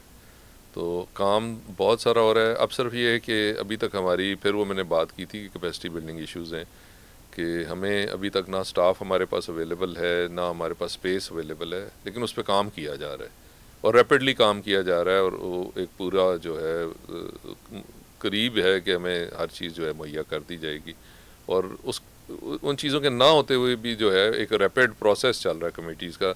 और मैंने आपको भी दावत दी थी और मैं जो हमारे को सुनने देखने वाले हैं उनको भी ये दावत देता हूँ कि हमारे जो इजलास हैं वो भी लाइव हैं यूट्यूब के ऊपर, और हमारी कमेटी की जो प्रोसीडिंग्स हैं वो भी लाइव हैं, लाइव भी हैं और उनका रिकॉर्ड भी मौजूद है, आप देख सकते हैं। और आप देखेंगे कि उसके अंदर जो क्वेश्चनिंग हो रही होती है, जो इंटरेस्ट होता है आपके जो रिप्रेजेंटेटिव्स हैं, वो बड़ा कमाल है। मैं तो सच्ची बात है हैरान होता हूँ कि बहुत सीरियस किस्म की और बड़े पॉइंटेड और डायरेक्टेड क्वेश्चनिंग हो रही होती है। और वहाँ पे जो हमारे ब्यूरोक्रेट्स हैं, हमारे ऑफिसर्स हैं, उनको भी तैयार होकर आना पड़ता है कि वो ये नहीं होगा कि वो आपको आगे पीछे करके तो निकल जाएं, उधर उनको जवाब देना पड़ता है। अगर नहीं जवाब देते तो उनको आइंदा ये कहा जाता है कि वो आके तैयारी करके जवाब दें। सर एक कल्चर भी, अगर आप जुडिशरी को देखें तो जो जजेस हैं वो आपस में ऐसे निट होते हैं, वो अपने इंटरेस्ट को बड़ा अच्छा वॉच करते हैं। अगर आप ब्यूरोक्रेसी में भी देखें तो एक ही बैच के आदमी, एक अफसर जो है वो एक पॉलिटिकल पार्टी का चहेता होता है, उसी बैच का दूसरा आदमी जो है दूसरी पॉलिटिकल पार्टी जब आती है उसका चहेता होता है, और वो दोनों एक दूसरे के लिए काम करते हैं। जैसे पंजाबी में नहीं कहते सर के मजा मजनियाँ पैना होंदियां ने, but when we come to politicians, when we come to political parties, तो वो तो एक दूसरे के इतने मुखालफ हैं कि जो उनका जॉइंट इंटरेस्ट है, जो लेजिस्लेटिव इंटरेस्ट है, इवन जो ऑनर ऑफ लेजिस्लेचर है, उसको लेके भी सर वो नहीं मिलते। ये बुनियादी फिशर है जिसकी वजह से जो हमारा पार्लियामेंट्री सिस्टम है। You will be surprised on that. Again मैं वही कह रहा हूँ, आप अगर प्रोसीडिंग्स देखें हमारी कमेटीज़ की, आप सरप्राइज होंगे कि सारी पार्टीज़ के लोग बैठे होते हैं और कोई किसी किस्म की आपस में लड़ाई नहीं हो रही होती, ना ही किसी किस्म की, और बड़ी सीरियस किस्म की गुफ्तगू हो रही होती है, विच इज़, मैं आपको कह रहा हूँ कि बहुत सरप्राइजिंग है। और अगर आपने ट्रू देखनी है डेमोक्रेसी एट वर्क, या आपने जो आपके लेजिस्लेटर्स हैं एट वर्क, तो वो आप कमेटी मीटिंग्स देखें। आप हमारी इजलास ना देखें, आप हमारी कमेटी मीटिंग्स देखें और आप खुश होंगे देख के। जो इजलास हैं सर, उसका जो पिक्टोरियल एविडेंस है उसकी पॉलिटिकल पार्टीज़ की तरफ से और डिमांड है, और जो इनसाइड एक वर्किंग है उसकी और डिमांड है। सर लास्ट क्वेश्चन, पाकिस्तान में जो पॉलिटिशियन है सर, उसको एम्पावर कैसे किया जा सकता है? एम्पावर, ये वैसे लफ्ज़ यूज़ ही नहीं करना चाहिए। उसकी जो प्रिविलेज है, जो लेजिस्लेटिव प्रिविलेज है, क्योंकि उसने लेजिस्लेचर को भी लीड करना है, उसने जुडिशरी को भी लीड करना है, उसने एग्जेक्टिव को भी लीड करना है। Despite checks and balances, the supremacy rest with the parliament because the sovereignty belongs to the people, जो एक डेलीगेटेड ट्रस्ट के तौर पे। तो सर, आप क्या समझते हैं कि पाकिस्तान में पॉलिटिशियन को एम्पावर, मजबूत, या उसका जो ड्यू रोल है उसमें कैसे लाया जा सकता है? खुद आगाही, जी हाँ, उसने अपने आप को पहचानना है। उसने इस बात को समझना है कि मुझे पावर किया गया है और मैं एम्पावर्ड हूँ, ना कि जो है मुझे किसी के आगे जाके लेटना पड़े। असल में जो पावर है वो मेरी, और वो खुद आगाही की बात है, समझने की बात है कि मुझे पावर दी गई है। स्टेट ने मुझे, जो मैं इलेक्ट होके आया हूँ, स्टेट ने मुझे पावर दी है, और उस चीज़ को समझना और उससे आगाह होना, और उसके ऊपर फिर देखना कि वो आपने अपनी स्पेस कैसे क्रिएट करनी है, वो आपने खुद करनी है, वो आपके लेजिस्लेटर ने खुद। लेकिन सर, आपका चैलेंज बहुत बड़ा है। जितने भी पावर के प्लेयर्स हैं, वो पॉलिटिशियन जो है वो बड़ा सॉफ्ट टारगेट है। उसके ऊपर शदीद प्रोपेगेंडा है, ब्यूरोक्रेसी का शदीद प्रोपेगेंडा है, हमारे इदारों का शदीद प्रोपेगेंडा है, मीडिया का शदीद प्रोपेगेंडा है, हमारे दूसरे जो सोशो कल्चरल इंस्टीट्यूशंस हैं उनका एक बड़ा शदीद प्रोपेगेंडा है। तो सर, इस प्रोपेगेंडा को काउंटर करके फिर अपने असल लीडिंग पोजीशन में आना, ये इट्स अ चैलेंज। इवॉल्व देखें ना, इवॉल्व जब भी आपने करना है वो चैलेंज होता है। जब आपने अपने पुराने ख्यालात, सोचें, उनको ख़त्म करके एक नई सोच डेवलप करनी होती है, तो वो एवोल्यूशनर ऐसे तो नहीं होती ना, उसके पीछे बहुत सारा एफ़र्ट चाहिए होता है जब आपने अपने आप को इवॉल्व करना है। और फिर एवोल्यूशन जो है वो आपके सर्वाइवल के लिए ज़रूरी है। अगर आप इवॉल्व नहीं करेंगे तो फिर यही हाल होगा जो आपका होता रहेगा, और ये आपको ओवर टाइम करना पड़ेगा, और हम कर रहे हैं। और जो बड़ी सरप्राइजिंग भी है और खुशी की बात भी है कि हम इवॉल्व कर रहे हैं। कम से कम एक पार्ट हमारा, एक सर्टन, अब मिसाल तो सारे लेजिस्लेटर हैं, मैं सबकी बात नहीं करूँगा, लेकिन there is a certain proportion, और वो बहुत बड़ा प्रोपोर्शन है। आई वुड इवन डेयर से कि 1/3, कम से कम 1/3 जो है, it is going through the evolutionary process, और वो राइज कर रहे हैं। Treat to watch. अच्छा सर, जो पंजाब असम्बली है बुनियादी तौर पे वो कस्टोडियन है, जो पंजाब की गवर्नेंस है, लॉ मेकिंग है, या पंजाब की जो पावर्स हैं जो स्केड्यूल 4 के मुताबिक डिटरमिन होती हैं, तो आज के सर वो रिफॉर्म के एक प्रोसेस से गुजर रही है। वो अपने आप को मजबूत करना चाह रही है, कमेटी सिस्टम्स जो हैं उनको मजबूत किया जा रहा है, रूल्स मेकिंग हो रही है, और जो एक अकाउंटेबिलिटी का तस्वुर है कि एक public accountability through public representatives हैं, उसके ऊपर काम हो रहा है। इसके बारे में थोड़ा बताइएगा। तो देखिए ना जी, हमारे 3 बेसिक फंक्शंस हैं एज पार्लियामेंटेरियन, जो हमें कानून जिसकी इजाज़त देता है। पहला फंक्शन लेजिस्लेशन का है, दूसरा फंक्शन हमारा ओवरसाइट का है, और तीसरा फंक्शन ये है कि हम अपने इलाके के रिप्रेजेंटेटिव्स हैं, हमने अपने इलाके के मामलात को ऊपर लेके आना है। तो नॉर्मली होता ये है कि जो ये फंक्शन हमारा है डेलीगेट का, कि जो हम अपने इलाके के डेलीगेट हैं, ये आम तौर के ऊपर प्रेसिडेंस लेता है नॉर्मल जो पॉलिटिक्स है, कि लोग जो हैं वो अपने इलाके के मामला, ट्रांसफ़र, पोस्टिंग, एम्प्लॉयमेंट वगैरह, मकसद ये है कि डेवलपमेंट, वो सारा फोकस जो होता है ना, वो होता है हमारा डेलीगेट का, जो ट्रेडिशनल पॉलिटिक्स है। लेकिन जो मेन फंक्शन है वो हमारा लेजिस्लेशन का है और ओवरसाइट का है। और मेरा चूंकि ये पहला एक्सपीरियंस है, लेकिन मैं पूछता हूँ लोगों से कि क्या पहले भी ऐसे होता था, लेकिन उन्होंने कहा कि जी अभी जो हो रहा है ये पहले कभी नहीं हुआ। इस वक्त एक बड़ा ही सीरियस किस्म का फोकस जो है वो लेजिस्लेशन पे भी है और ओवरसाइट पे भी है। और मैं ये जो है ये वन मैन शो इसका चल रहा है। हमारे जो स्पीकर साहब हैं उन्होंने आके जो है वो पार्लियामेंट को एम्पावर करना शुरू किया है, और उनका ये मानना है कि आफ्टर 18th अमेंडमेंट, जब हमें मुकम्मल तौर पे फाइनेंशियली जो है वो इंडिपेंडेंट किया गया है सूबों को, तो उसके बाद जो हमारी एडमिनिस्ट्रेशन है और उसके बाद हमारी जो बाकी लेजिस्लेशन में है और बाकी मुकम्मल तौर पे, मकसद है कि वो कहते हैं कि अब हमें जो है वो मुकम्मल तौर पे अपना काम करना चाहिए, कि जिस तरह फेडरेशन का काम चल रहा है और वो अपना मुकम्मल तौर पे अपने काम के ऊपर एक्सेस भी है और उनकी ग्रिप भी है। इसी तरह पंजाब को जो है वो इंडिपेंडेंटली अपना। अच्छा सर, ये इसलिए भी इम्पोर्टेंट है क्योंकि पार्लियामेंट्री गवर्नेंस है। पार्लियामेंट्री गवर्नेंस में जो मुकन्ना है उधर से इंतज़ामिया पैदा होती है। अब इंतज़ामिया अकाउंटेबल है, जो आप ओवरसाइट की बात कर रहे थे। तो पंजाब असम्बली की अगर हम बात करते हैं ऑन द पैटर्न ऑफ जो हमारी पार्लियामेंट है उस पे, तो पंजाब असम्बली ने सर इंतज़ामिया इलेक्ट करनी है, जिसमें कैबिनेट है, हमारी जो चीफ एग्जीक्यूटिव चीफ मिनिस्टर है वो हैं, और उसके अलावा जो ओवरसाइट है एग्जीक्यूटिव की करनी है, कैबिनेट की भी करनी है और ब्यूरोक्रेसी की भी करनी है। तो अमूमन ये देखा गया है कि जो हमारी प्रोविंशियल असम्बलीज़ हैं वो जो एग्जीक्यूटिव ओवरसाइट है उसको करने में नाकाम रही हैं या उन्होंने इसके ऊपर काम नहीं किया। तो इस तनाजुर में भी पंजाब असम्बली काम कर रही है। जी, पंजाब असम्बली जो है ना ये बड़ा रेडिकली चेंज कर रही है। बल्कि मैं तो मेरी एक दो दफ़ा डिस्कशन हुई है स्पीकर साहब से कि आप जिस स्पीड पे मूव कर रहे हैं हमें भी पहुंचने का मौका दें कि हमारी भी कैपेसिटी बिल्ड होनी चाहिए, कि हमने भी ये अनप्रेसिडेंटेड जो है सिनेरियो चल रहा है।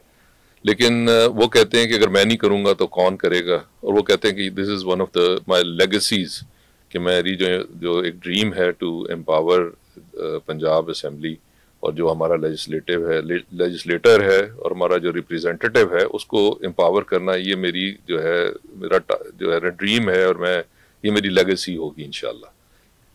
अच्छा सर, अगर आप गवर्नेंस को देखें, गवर्नेंस के तीनों पार्ट्स देखें, गवर्नमेंट के तीन जो बुनियादी ऑर्गन्स हैं, मुकन्ना है, उसमें इंतज़ामिया है, अदलिया है, लेजिस्लेचर, एग्जीक्यूटिव और जुडिशरी, ये बुनियादी तौर पे तीनों लेजिस्लेशन पे डिपेंड करते हैं।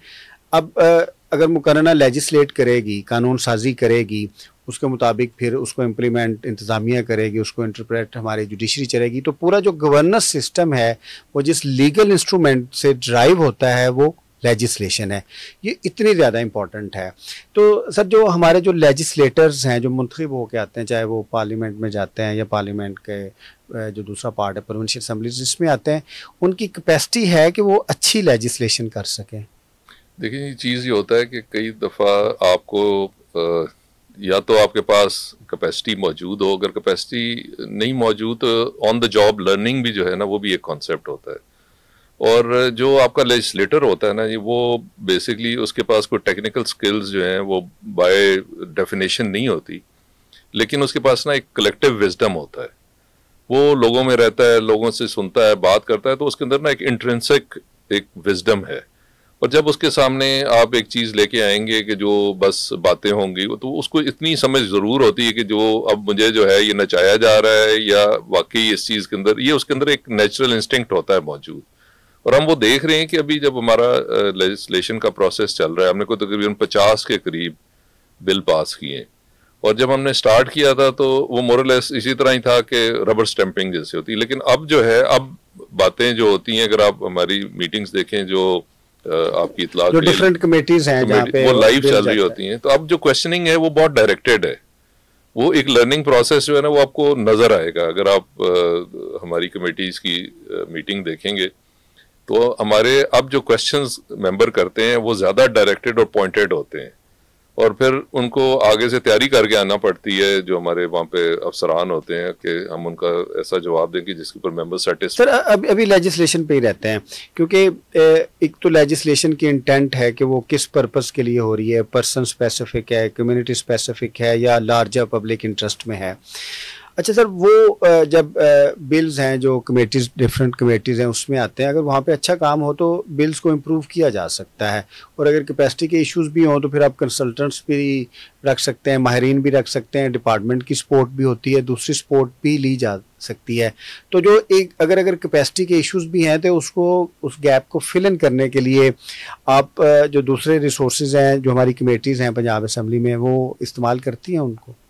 देखिए जी, ये मैंने आपको बताया कि हम इस वक्त ना एक एवोल्यूशनरी प्रोसेस के अंदर जो है ना वो गुजर रहे हैं, और लेजिस्लेशन जो है इसको समझना या इसके बारे में इसकी इम्पोर्टेंस को समझना और इसकी चीज़ को, उसकी क्वालिटी को समझ, अब इस वक्त सवाल होते हैं कि जो ये आपने हमारे सामने लेजिस्लेशन आप लेके आए हैं, इसकी क्वालिटी के इश्यूज हमें नज़र आ रहे हैं। हम कहते हैं कि जी जो आप डॉक्यूमेंट लाए हैं ये अप टू मार्क नहीं है, it could have been done better. इसके अंदर बेहतर काम किया जा सकता। तो अब मैं अर्ज की है कि आहिस्ता आहिस्ता देखिए, हमारे पास जो सबसे बड़ा इशू है कि हमारी, जिस तरह मैंने पहले अर्ज की कि हमारे बाय डेफिनेशन जॉब जो डेफिनेशन है, हमारे पास लेजिस्लेशन के ऊपर हमारा एज ए नॉर्मल पॉलिटिशियंस हमारी कोई ट्रेनिंग नहीं होती, ना ही हमारी वो जॉब रिक्वायरमेंट का हिस्सा है। वो आम तौर पे ये होता है कि जहाँ पे डेमोक्रेसीज इस्टेब्लिश्ड हैं और अरसे से काम कर रही हैं, तो वहाँ पे जो पॉलिटिकल पार्टीज होती हैं वो इन बिल्ड अपने अंदर कैपेसिटीज डेवलप करती हैं, जो अपने पॉलिटिशियंस मेंबर्स को जो है वो स्ट्रेंथन करती हैं, उनकी कैपेसिटी बिल्ड करती हैं, उनको फीड कर रही होती हैं, उनको गाइड कर रही होती हैं। तो हमारे पास अभी तक जो पार्टीज हैं वो उस लेवल पे इंस्टीट्यूशनली इवॉल्व नहीं कर सकी, बल्कि सर वहाँ पे तो बहुत बड़ी लैक ऑफ कैपेसिटी। जो लेजिस्लेचर्स हैं वो भी अपने जो लेजिस्लेटर्स हैं उनकी कैपेसिटी बिल्ड करने के लिए उनके इंटरनल और एक्सटर्नल अरेंजमेंट होते हैं। अभी सर दोबारा अभी हम थोड़ी लेजिस्लेशन के ऊपर बात करेंगे। अब ज़ाहिर लेजिस्लेशन जो है वो पब्लिक इंटरेस्ट में होनी चाहिए और उसको कॉन्स्टिट्यूशन के मुताबिक होना चाहिए, स्केड्यूल 4 के मुताबिक होना चाहिए और फिर वो फ्लेक्सिबल होनी चाहिए। लेकिन सर अगर हम पंजाब की ओवरऑल लेजिस्लेशन देखें तो वो पॉलिटिकल लेजिस्लेशन की बजाय ब्यूरोक्रेटिक लेजिस्लेशन ज़्यादा लगती है, क्योंकि उसमें जो इनपुट है वो डिपार्टमेंट का बहुत ज़्यादा है और हम अक्सर देखते हैं कि जो डिपार्टमेंट से आता है, अगर वो लॉ डिपार्टमेंट भी जाता है, वो भी एक ब्यूरोक्रेसी का ही एक एक्सटेंसिव टूल है। तो वो एक उसमें एक ब्यूरोक्रेटिक वे ऑफ लेजिस्लेशन है। होना तो ये चाहिए कि हमारा एक पॉलिटिकल लेजिस्लेशन हो जिसमें लगे कि इसमें जो पॉलिटिकल एक माइंड है वो ज़्यादा अप्लाई हुआ है, क्योंकि पूरी दुनिया में डेमोक्रेसीज में जो पॉलिटिकल माइंड है वो पब्लिक इंटरेस्ट को ज़्यादा अच्छा गार्ड करता है। देखिए जी, आपने बिल्कुल दुरुस्त फरमाया है। हमारे पास जो इसका लेजिस्लेशन है वो तकरीबन आई वुड से 100% जो है ना वो डिराइव्ड है बाय द ब्यूरोक्रेसी।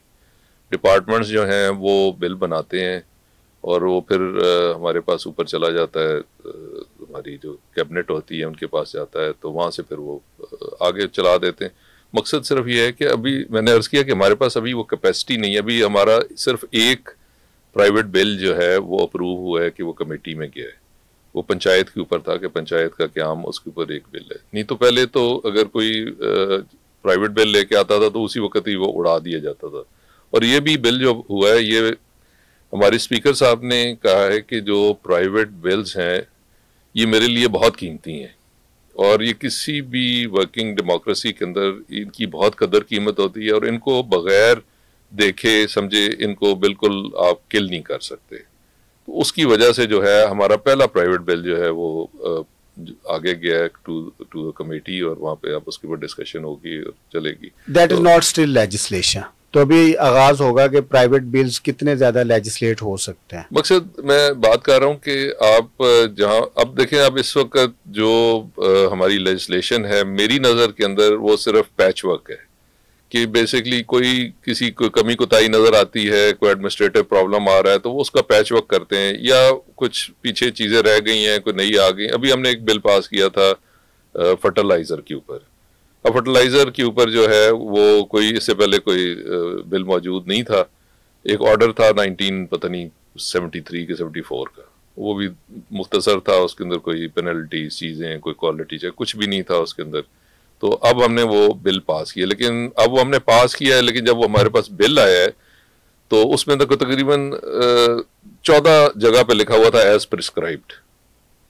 तो हमने कहा कि यार ये तो फिर हर चीज हमने उठा के जो है वो दोबारा ब्यूरोक्रेसी को दे रहे हैं। कि मकसद इसमें आप अगर बजाय एज प्रिस्क्राइब लिखने के 2 सेंटेंसेस और लिख दें कि आपने क्या करना है। तो उन्होंने कहा नहीं जी ये फीस है, ये इस तरह है। मकसद ये है कि अब हमारा देखिए प्रॉब्लम ये होता है कि जब हम लोग इक़्तिदार में आते हैं, ऑफिस लेते हैं, तो जो आपके मिनिस्टर के साथ जो काउंटर पार्ट होता है वो सेक्रेटरी होता है।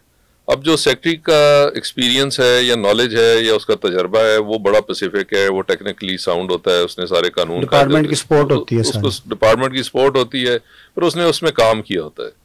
तो वो जो मिनिस्टर होता है वो एक पॉलिटिशियन है, पब्लिक रिप्रेजेंटेटिव है और उसके पास कोई अल्टरनेट सपोर्ट भी नहीं है कि कोई पार्टी की तरफ से उसको कोई टेक्निकल सपोर्ट मिल रही हो। तो उला मोहल्ला वो फिर डिपेंडेंट हो जाता है अपने सेक्रेटरीज का, डिप्टी सेक्रेटरीज का, एडिशनल सेक्रेटरीज का।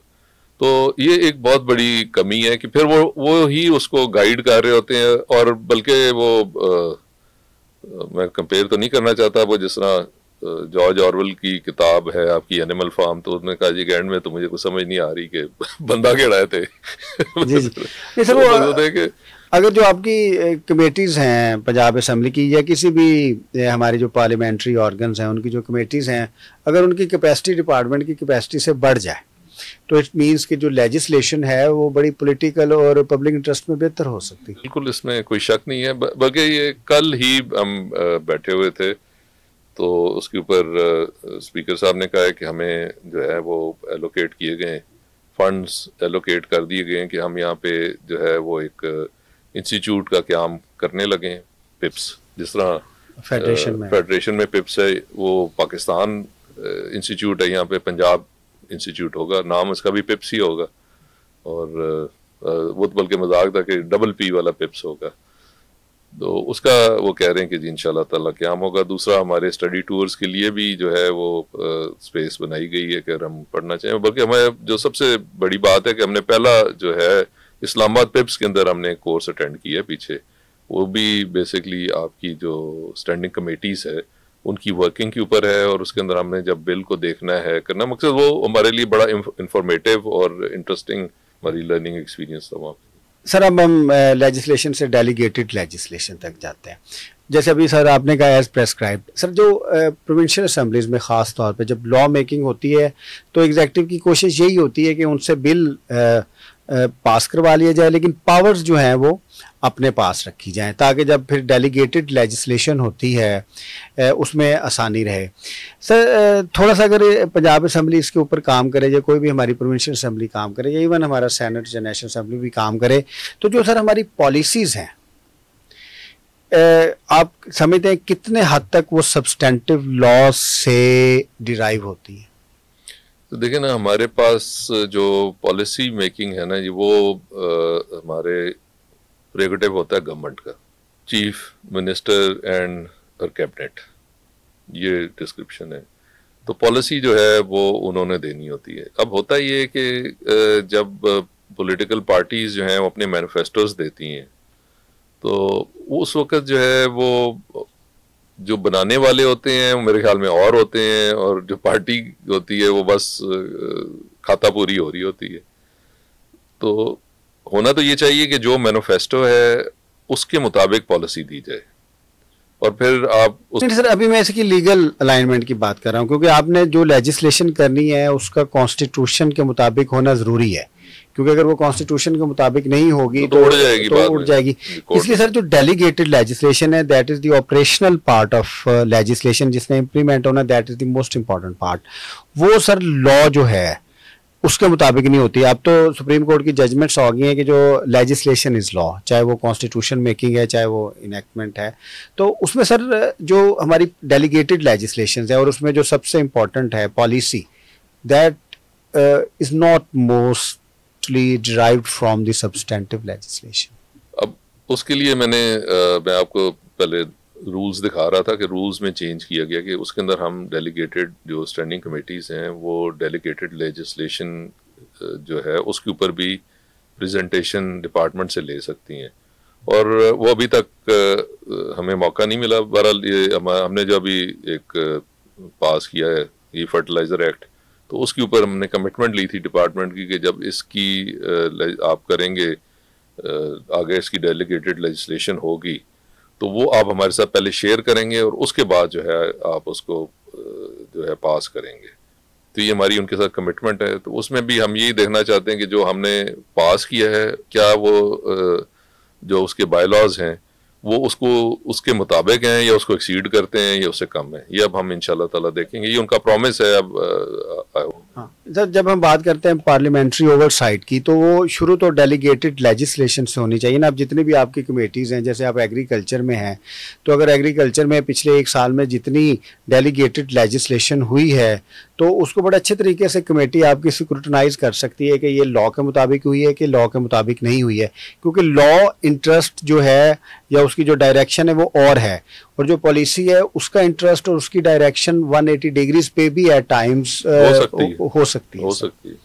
तो हमारा इंशाल्लाह ताला आगे से हम आहिस्ता आहिस्ता, मैंने पहले अर्ज की कि हमारी अपनी कैपेसिटी बिल्डिंग होनी चाहिए, होने वाली है, और हम वर्क कर रहे हैं। हमने जो एग्रीकल्चर कमेटी है उसकी हमने मीटिंग एक जो है वो पॉलिसी पे बुलाई थी कि हमें बताएं कि आपकी पॉलिसी, गवर्नमेंट पॉलिसी क्या है और उसके ऊपर आप कितना इफेक्टिवली अमल दरामद कर रहे हैं। फिर हमने एक कमेटी जो है वो उनकी जो हमारा उनका फाइनेंस के ऊपर है वो बुलाई थी कि बताएं आपकी स्पेंडिंग क्या है, कौन से सेक्टर में आपने कितना पैसा इन्वेस्ट किया है। मकसद ये कि आहिस्ता आहिस्ता अकॉर्डिंग टू जो हमारे रूल्स हैं उसके मुताबिक हम चल रहे हैं। और नेक्स्ट जो ऑनलाइन है इस वक्त जो मैंने दिया हुआ है अगली मीटिंग का एजेंडा, उसके अंदर डेलीगेटेड लेजिस्लेशन है कि आपने कितनी कौन से पिछले कुछ सालों में कितने जो है वो रूल्स पास हुए और उनके ऊपर कितनी डेलीगेटेड लेजिस्लेशन हुई है, या बताया जाए कि नहीं हुई, जो भी कमी पेशी है वो हमें दिखाई जाए कि आपने उसके ऊपर क्या काम किया है। तो हमारा नेक्स्ट एजेंडा जो है वो फॉर्चुनेटली यही है कि हम डेलीगेटेड लेजिस्लेशन पे जा रहे हैं। अच्छा सर, मेरी पॉलिटिकल रिफॉर्म्स के ऊपर एक मेरा पेपर भी है और जो हमारा थिंक टैंक है वो डेमोक्रेटिक गवर्नेंस और एम्पावरमेंट ऑफ पॉलिटिशियन पे ख़ास तौर पे काम कर रहा है। क्योंकि अगर आप 2A कॉन्स्टिट्यूशन की देखें तो उसमें सर जो सॉवरेनिटी है वो एक डेलीगेटेड ट्रस्ट है और वो लोगों के पास है, लेकिन लोग उनको चूजन रिप्रेजेंटेटिव्स के ज़रिए एक्सरसाइज करेंगे। तो पावर जो है बुनियादी तौर पर तो पॉलिटिशियन के पास होनी चाहिए, लेजिस्लेटर के पास होनी चाहिए। सर वो जो हमारी रिसर्च है उसका जो बुनियादी जो एक आर्गूमेंट है वो ये है कि पाकिस्तान में जमहूरियत के कमज़ोर होने में बुनियादी तौर पे जो फैक्टर है वो पॉलिटिशियन की कैपेसिटी का है कि अगर पॉलिटिशियन के पास पॉलिटिकल और लेजिस्लेटिव कैपेसिटी हो तो जो गैप्स हैं वो दूर होंगे, और जब गैप्स दूर होंगे तो जो दूसरी पावर हैं जो नॉन पॉलिटिकल पावर्स हैं वो फिल इन नहीं कर सकेंगे। आपका सर इसके बारे में क्या है? जी, मैं 100% इस चीज़ को एग्री करता हूँ कि अगर आप अपने काम के ऊपर आपकी दस्तरस है और उसे आप अच्छे तरीके से कर रहे हैं और जो इतनी कि आपकी उसके ऊपर दस्तरस है और इतने इफेक्टिवली वो काम कर रहे हैं कि आपको रिप्लेस नहीं किया जा सकता, तो फिर वही बात आपने की कि फिर किसी और को हमें हिलाने की जो है वो ज़रूरत भी नहीं है। कि अगर हम इफेक्टिवली अपना काम कर रहे हैं, इररिप्लेसेबल हो जाते हैं अपने रोल के अंदर। आपका मिसाल दर आपका ये दफ्तर है, इधर कुछ लोग ऐसे होंगे कि जो इररिप्लेसेबल हैं और कुछ ऐसे होंगे कि जिनको जिसको मर्जी आप बाहर निकालते हैं। कुछ लोग ऐसे होते हैं जो इतना काम आपका कर रहे होते हैं और उनकी इतनी जो है अपने काम के ऊपर महारत और दस्तरस होती है कि उनको आप निकालें तो आपका पूरा सिस्टम जो है ना वो सफ़र करता है। तो अगर हम अपने आप को उस लेवल पे ले जाते हैं कि जहाँ पे हम इंडिस्पेंसेबल हो जाते हैं, अभी तो इसका पोजीशन ये है कि आप मुझे फारग कर दें, 4 और मेरी जगह आ जाएंगे, कोई ऐसा इशू नहीं है। लेकिन अगर आप इतना इंस्टीट्यूशनली अगर आप इतने अपने काम के ऊपर इफेक्टिवली हावी हो जाते हैं तो फिर जो है फिर आपको वहाँ से मूव करना बड़ा मुश्किल हो जाता है। मैं 100% इस चीज़ पे एग्री करता हूँ और हमें इसके लिए बहुत सारा काम करने की ज़रूरत है, क्योंकि अभी तक हम जो है हम डिस्पोजेबल। सर इसको हम ऐसे देखते हैं कि जो फंडामेंटल इंस्ट्रूमेंट है वो पीस ऑफ लेजिस्लेशन है। अच्छा सर, अब जो फंडामेंटल हमारा इंस्ट्रूमेंट है लेजिस्लेशन, उसको इम्प्लीमेंट करना है एग्जेक्टिव ने, चाहे वो परमानेंट एग्जेक्टिव है चाहे ब्यूरोक्रेटिक एग्जेक्टिव है। अगर सर हम ब्यूरोक्रेटिक एग्जेक्टिव की बात करें, उनकी रिक्रूटमेंट देख लें, ट्रेनिंग देख लें, डिस्पाइट इसके उसके इश्यूज हैं वो हम बाद में बात करेंगे। अब सर वो बुनियादी तौर पे ट्रेन होते हैं, उनकी कैपेसिटी बिल्डिंग होती है, फिर आपने जो लॉ मेकिंग करनी है, पॉलिटिशियन ने उसको इंटरप्रेट करना है, जुडिशरी ने, उनकी भी बाकायदा ट्रेनिंग होती है उनकी बाकायदा इसके ऊपर सेशंस होते हैं और उन एक्सपीरियंस है, फिर प्रमोशंस है, पूरा एक सिस्टम है इम्प्लीमेंटर के लिए भी और जिसने इंटरप्रेट करना है उसके लिए भी। और जब आप पॉलिटिकल एग्जेक्टिव लेते हैं उसमें भी कोशिश होती है कि जो आपका चीफ एग्जेक्टिव है या कैबिनेट मेंबर्स हैं वो कंपैरेटिवली बेहतर हों ताकि डिपार्टमेंट्स को अच्छा चला सकें। अब सर जिस इंस्ट्रूमेंट को इम्प्लीमेंट करने वाले और उसकी तशरीह करने वालों का बाकायदा एक कैपेसिटी बढ़ाने का निज़ाम है, अब जिसने लॉ बनाना है जो कि माखज़ है, that has the central role, उसकी कैपेसिटी पे हमारी पॉलिटिकल पार्टीज़ ने, हमारे सिस्टम ने क्यों कंप्रोमाइज़?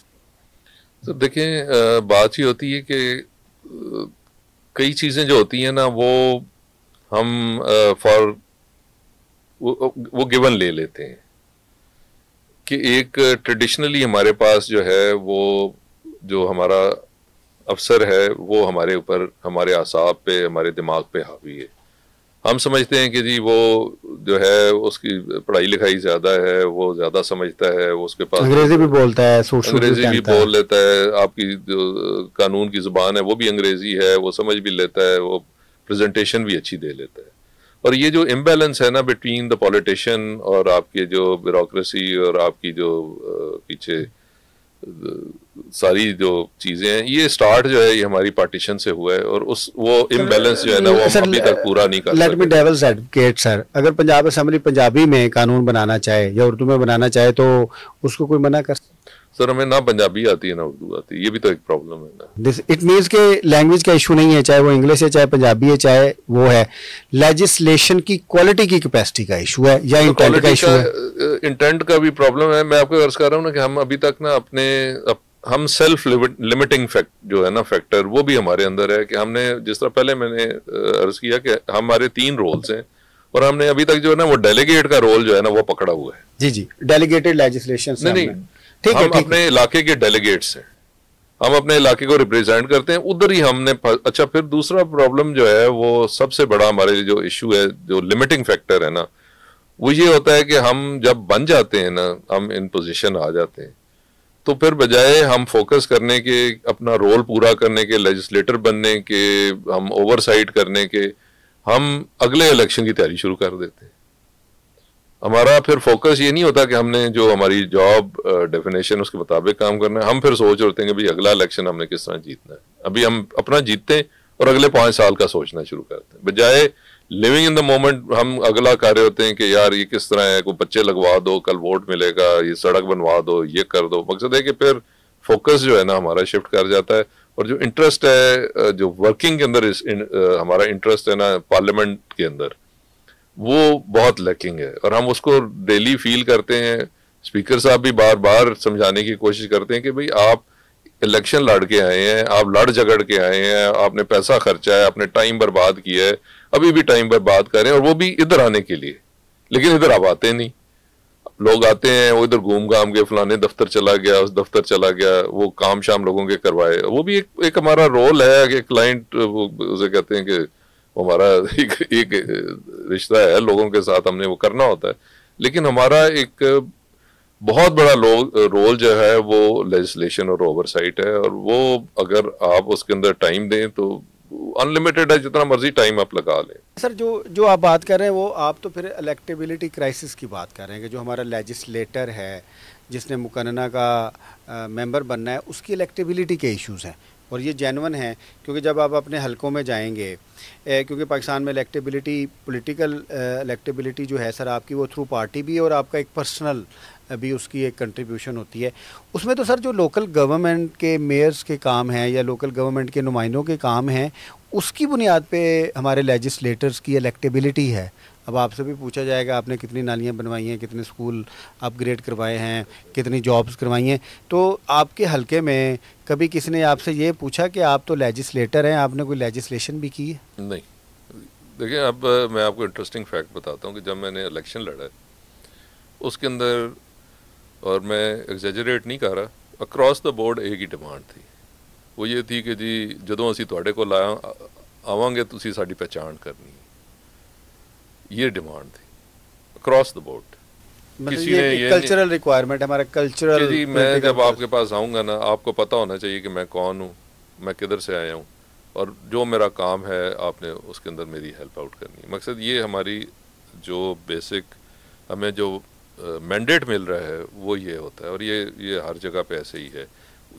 बहुत ही रेयर होता है कि कोई आके बात करे कि जी आपने ज़राअत के लिए कोई काम करना है, ये बिजली का बिल ज़्यादा हो गया। सर अगर ये भी हमारी पॉलिटिकल पार्टीज़ का इशू है ना, अगर हमारा फंक्शनल लोकल गवर्नमेंट सिस्टम होता, और ये जो गैप है, ये जो लोकल गवर्नमेंट के नुमाइंदे हैं, क्योंकि आप तहसील नाज़म भी रहे हैं, वो फिल कर रहे होते, तो फिर तो बहुत स्पेस होनी थी ना लेजिस्लेटर्स के लिए कि उनके ऊपर ना इतना प्रेशर होना था। पॉलिटिकल पार्टीज़ के लिए भी ज़्यादा बेहतर होता कि वो जो एक्सपर्ट्स हैं उनको टिकट्स देती और वो मुंतखब होकर आ जाते। ये तो सर जब आपका एक टियर ऑफ गवर्नमेंट है ही नहीं, तो वो तो गैप तो फिर आपके ज़रिए पूरा किया जा रहा है।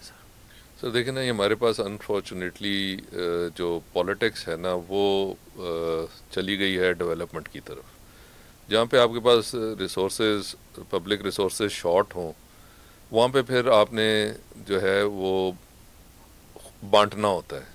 और हमारे पास जो सियासत यही है कि जिन्होंने आपको वोट दिया है उसकी नाली भी बन जाएगी, सोलिंग भी बन जाएगी, उसकी सड़क भी बन जाएगी, हो सकता है उसका बच्चा भी जो है उसको किसी की कहीं नौकरी मिल जाए।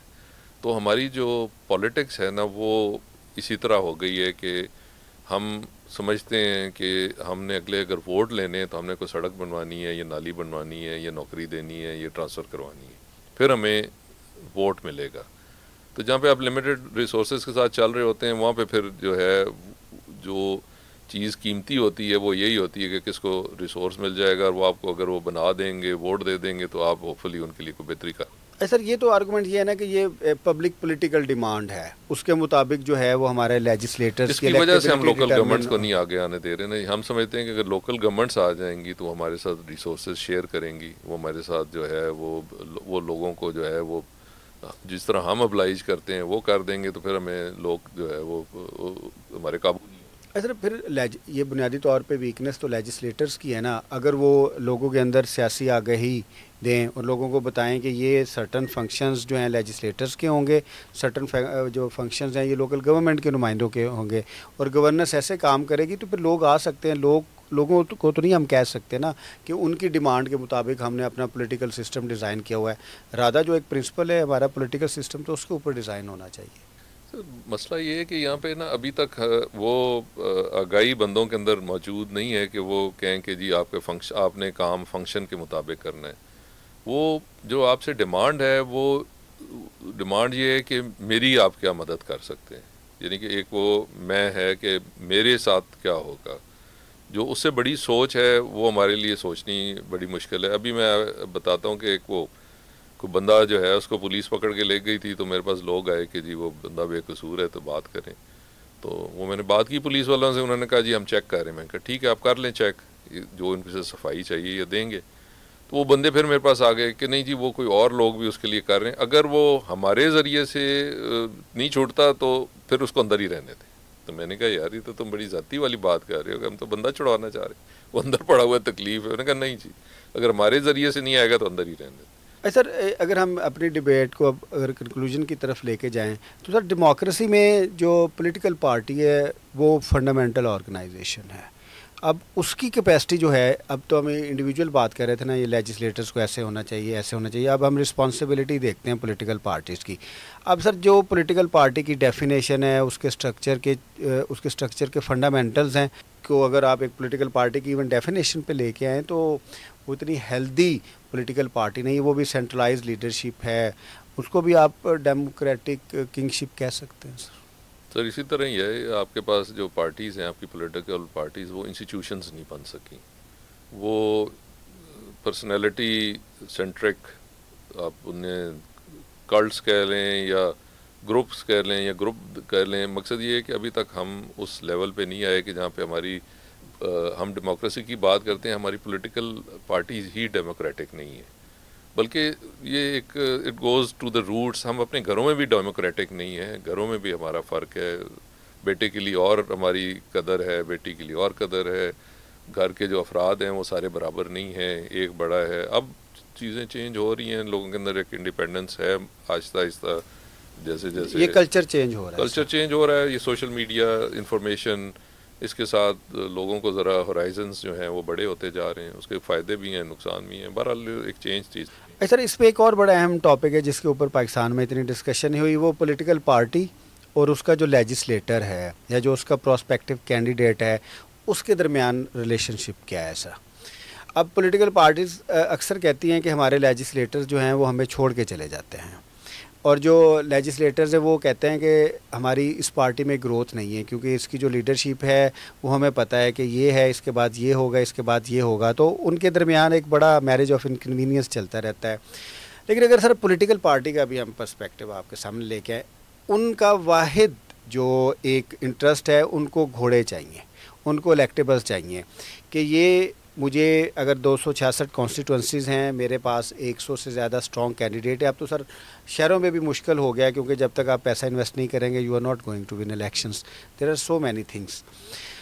तो सर उनका जो मकसद है वो वही बंदे को टिकट देना है जो उनको सीट निकाल के दे दे, और उनको ये पता है कि जब ये जीत जाएगा इसके बाद जो लेजिस्लेशन है वो भी हम कंट्रोल लेजिस्लेशन थोड़े से एक्सपर्ट से करवा लेंगे और ब्यूरोक्रेसी के ज़रिए हम गवर्नेंस सिस्टम सर चलाते रहेंगे।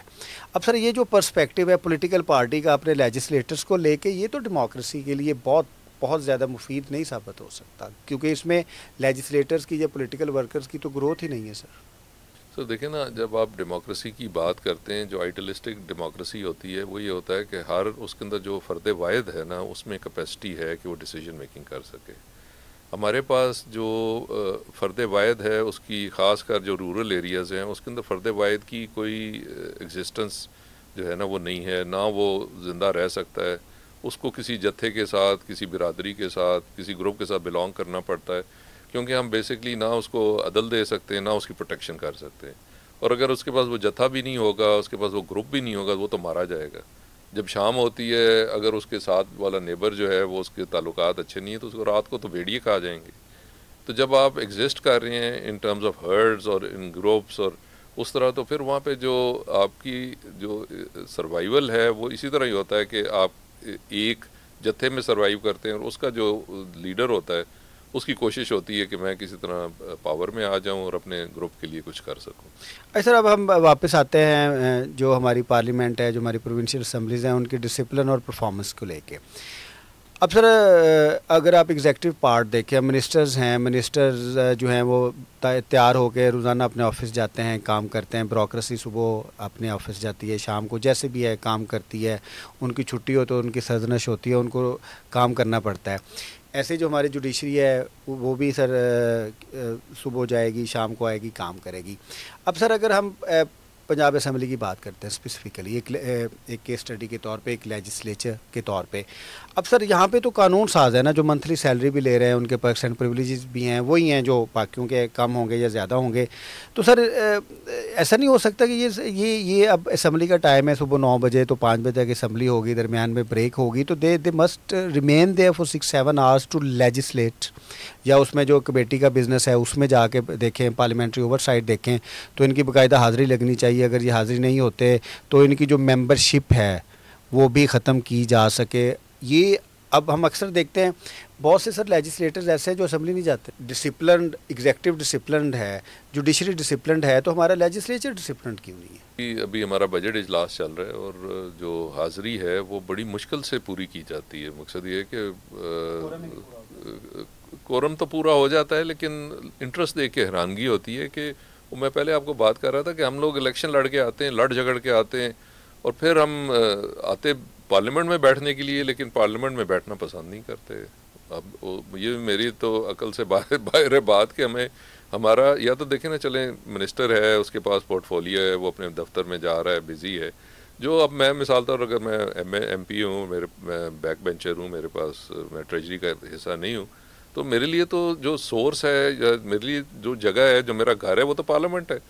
तो मुझे तो उससे बाहर निकलना ही नहीं चाहिए। वहीं पे मेरी इज्जत है, वहीं पे मेरी शनाख्त है। मकसद है कि उसके अलावा तो मेरे पास कुछ नहीं। लेकिन वो ये नहीं समझिए इस तरह क्यों करते हैं। सर अब तो बड़े अच्छे पार्लियामेंट्री लॉजेस बन गए हैं, हॉस्टल्स बन गए हैं, फिर पेट्रोल भी है, फिर सर सैलरी है, एमिनिटीज तो काफ़ी हैं। हाँ, बल्कि और मजीद उनमें इजाफा किया जा रहा है, जो शॉर्टेजेस हैं वो पूरी की जा रही हैं। जी, अब सर पंजाब असम्बली के 371 सर जो हैं वो मेंबर हैं सर। अब सर जब इजलास आपका होता है तो एटलीस्ट 300 मेंबर्स तो होने चाहिए ना, क्योंकि अगर कोई भी आप ह्यूमन रिसोर्स की ऑर्गेनाइजेशन देख लें, पंजाब असम्बली भी एक ह्यूमन रिसोर्स की ऑर्गेनाइजेशन है। अब कोई भी पब्लिक देख लें ऑर्गेनाइजेशन, चाहे वो जुडिशल ऑर्गेनाइजेशन है, चाहे वो एग्जेक्टिव की ऑर्गेनाइजेशन है, आई am not talking about the private organisations, अगर उनका 371 का स्टाफ है, अगर वो सैलरी ले रहा है, तो उसमें हर सूरत 300 बंदा आएगा। नहीं आना चाहिए इसमें तो पंजाब असम्बली की अगर हम बात करें सर, अगर 371 मेंबर्स हैं तो 20 होंगे, 25 होंगे, 30 होंगे। तो अगर ये सीरियसनेस है हमारे लेजिस्लेचर की, तो फिर गैप्स तो एग्जेक्टिव और जुडिशरी जो है वो फिल इन करेगी सर। मैंने तो आज ऐसे ही मजाकन जो है वो मैं बात करने लगा था, फिर वो पॉइंट ऑफ ऑर्डर पे, लेकिन फिर वो कोई बीच में कोई सीरियस मसला आ गया, फिर मैं नहीं मुनासिब समझा। मैं तो ये कहने लगा था कि हमारे पास कोई जो है काउंसलर्स होने चाहिए जो हमें मोटिवेशन दिया करें, हमें समझाया करें। मैं कहा 2-3 असेंबलीज़ का मुझे पता है दुनिया के अंदर जहाँ पे वो काउंसलर्स प्रोवाइड करते हैं, जो मेंबर जो भी उनके होते हैं उनके साथ वो बैठते हैं, बात करते हैं, वो उनका जो स्ट्रेस है उसके ऊपर गुफ्तगू करते हैं। तो मैंने तो बात कर दी थी, पर मैंने फिर मुनासिब नहीं समझा कि चुगल की बात बन जाएगी कि, लेकिन मोटिवेशन की ज़रूरत है मेंबर्स को। मुअज़्ज़ज़ मेंबर हैं, बार बार बन के आए हुए हैं, एक हमारे पास मेंबर हैं वो 8 दफ़ा बन के आए हैं, तो होना चाहिए, थोड़ी सी ज़ील होनी चाहिए, कोई आपका सर ये अगर ज़ील नहीं है तो फिर as a citizen of Pakistan तो आई वुड लाइक के ज़ील है या नहीं है, लेकिन जो डिसिप्लिन की ज़ील है वो तो जो हमारे स्पीकर साहब हैं या जो भी हमारा एक जुडिशल हमारा जो लेजिस्लेटिव ओवरसाइट है उनकी तरफ से इम्प्लीमेंट होना चाहिए। तो देखें ना, अब उसमें जो गैप होता है वो ये होता है कि जो आपकी गवर्नमेंट है, जो आपकी लीडरशिप है, अगर वो अपना इंटरेक्शन रखे और एक अपना कनेक्शन रखे तो फिर तो लोग इंटरेस्ट ज़ाहिर करते हैं। कई दफ़ा ये होता है कि वो अपने मामलात के अंदर अपनी चीज़ों में इतने बिज़ी होते हैं कि वो जो मेंबर्स हैं उनके साथ ज़्यादा इंटरेक्ट नहीं कर सकते, उनके भी मसाइल हैं, वो भी कांस्टेंट प्रेशर में होते हैं। लेकिन जब तक आपकी लीडरशिप जो है वो आपको लिफ्ट नहीं देती और आपको इम्पोर्टेंस नहीं देती, तो फिर वो जब तक आपका शेपर्ड जो है वो तवज्जो नहीं आपकी तरफ कर रहा था, तो फिर जो वो भेड़ बकरियाँ होती हैं वो इधर उधर ही।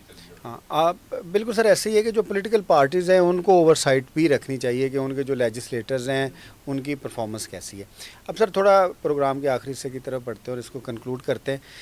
सर जब पार्लियामेंट्री ओवरसाइट की बात करते हैं, हमने लेजिस्लेशन की बात बहुत ज़्यादा कर ली। सर जब आप पॉइंट ऑफ ऑर्डर्स पे कुछ क्वेश्चंस करते हैं, कुछ इश्यूज रेस करते हैं, कैबिनेट के मेंबर्स को या उनके रिप्रेजेंटेटिव्स को अकाउंटेबल करते हैं, उससे सर क्या बेहतरी आती है डिपार्टमेंट्स में?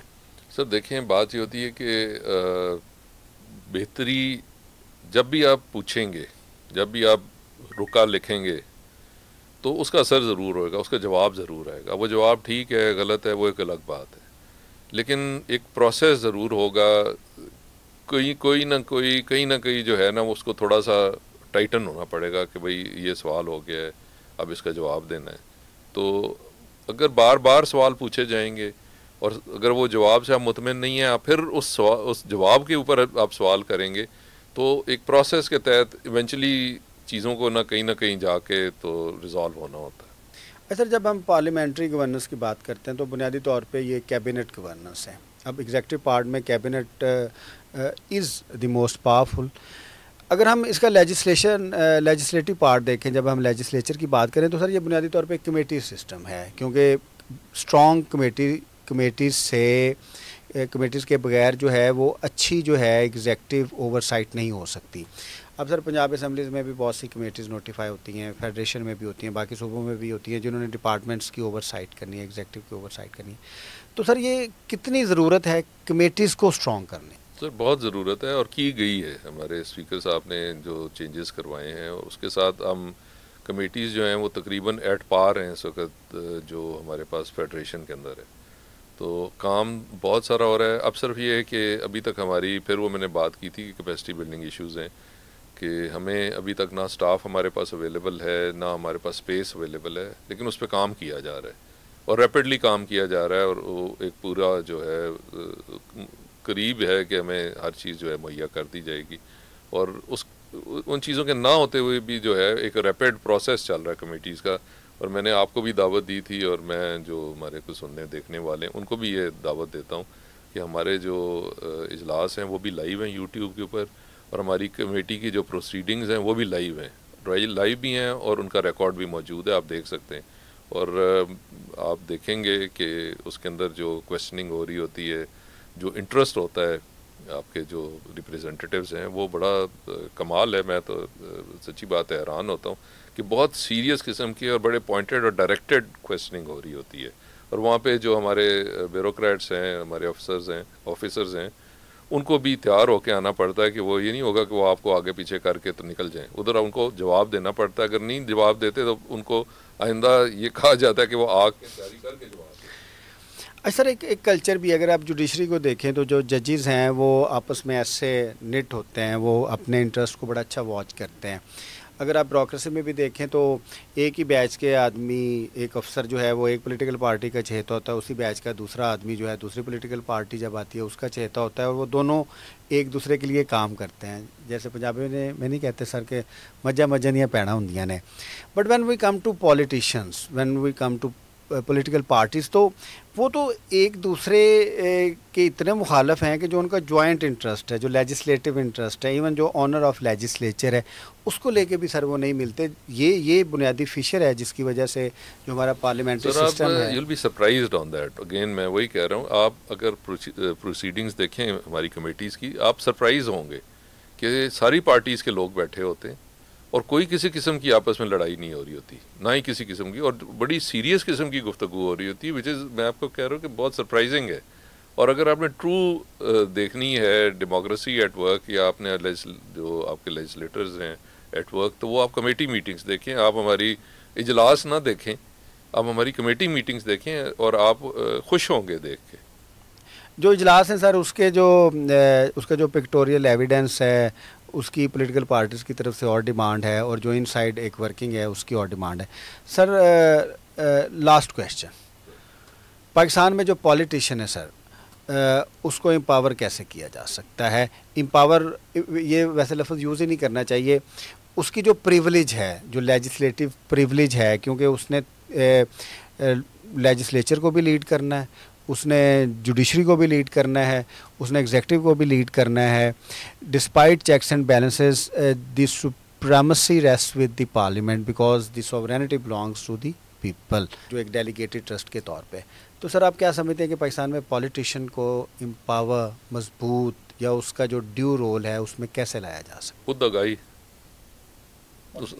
जी हाँ, उसने अपने आप को पहचानना है, उसने इस बात को समझना है कि मुझे पावर किया गया है और मैं एम्पावर्ड हूँ, ना कि जो है मुझे किसी के आगे जाके लेटना पड़े। असल में जो पावर है वो मेरी, और वो खुद आगाही की बात है, समझने की बात है कि मुझे पावर दी गई है, स्टेट ने मुझे, जो मैं इलेक्ट होके आया हूँ, स्टेट ने मुझे पावर दी है, और उस चीज़ को समझना और उससे आगाह होना, और उसके ऊपर फिर देखना कि वो आपने अपनी स्पेस कैसे क्रिएट करनी है, वो आपने खुद करनी है, वो आपके लेजिस्लेटर ने खुद। लेकिन सर आपका चैलेंज बहुत बड़ा है, जितने भी पावर के प्लेयर्स हैं, वो पॉलिटिशियन जो है वो बड़ा सॉफ्ट टारगेट है, उसके ऊपर शदीद प्रोपेगेंडा है, ब्यूरोक्रेसी का शदीद प्रोपेगेंडा है, हमारे इदारों का शदीद प्रोपेगेंडा है, मीडिया का शदीद प्रोपेगेंडा है, हमारे दूसरे जो सोशो कल्चरल इंस्टीट्यूशंस हैं उनका एक बड़ा शदीद प्रोपेगेंडा है। तो सर इस प्रोपेगेंडा को काउंटर करके फिर अपने असल लीडिंग पोजीशन में आना, ये इट्स अ चैलेंज। इवॉल्व देखें ना, इवॉल्व जब भी आपने करना है वो चैलेंज होता है। जब आपने अपने पुराने ख्यालात, सोचें, उनको ख़त्म करके एक नई सोच डेवलप करनी होती है, तो वो एवोल्यूशनर ऐसे तो नहीं होती ना, उसके पीछे बहुत सारा एफर्ट चाहिए होता है जब आपने अपने आप को इवॉल्व करना है। और फिर एवोल्यूशन जो है वो आपके सर्वाइवल के लिए ज़रूरी है। अगर आप इवॉल्व नहीं करेंगे तो फिर यही हाल होगा जो आपका होता रहेगा, और ये आपको ओवर टाइम करना पड़ेगा, और हम कर रहे हैं। और जो बड़ी सरप्राइजिंग भी है और खुशी की बात भी है कि हम इवॉल्व कर रहे हैं। कम से कम एक पार्ट हमारा एक सर्टन, अब मिसाल तो सारे लेजिस्लेटर हैं, मैं सबकी बात नहीं करूँगा, लेकिन there is a certain proportion, और वो बहुत बड़ा प्रोपोर्शन है। आई वुड इवन डेयर से कि 1/3, कम से कम 1/3 जो है, it is going through the evolutionary process, और वो राइज कर रहे हैं। Treat to watch. अच्छा सर, बहुत शुक्रिया आपका, बड़ी मेहरबानी तारिक साहब। नाज़रीन, आज हमने रिपब्लिक पॉलिसी के प्लेटफॉर्म से लेजिस्लेशन के बारे में बात की, और क्योंकि रिपब्लिक पॉलिसी जैसा कि नाम से ज़ाहिर है डेमोक्रेटिक गवर्नेंस पे काम कर रहा है, जिसमें लोगों की एम्पावरमेंट उस वक्त ही हो सकती है जब पॉलिटिशियन जो है पाकिस्तान में एम्पावर हो। अगर आपको हमारा चैनल पसंद आए, इसको ज़रूर लाइक कीजिएगा, सब्सक्राइब कीजिएगा। आपका बहुत शुक्रिया। अल्लाह हाफ़िज़।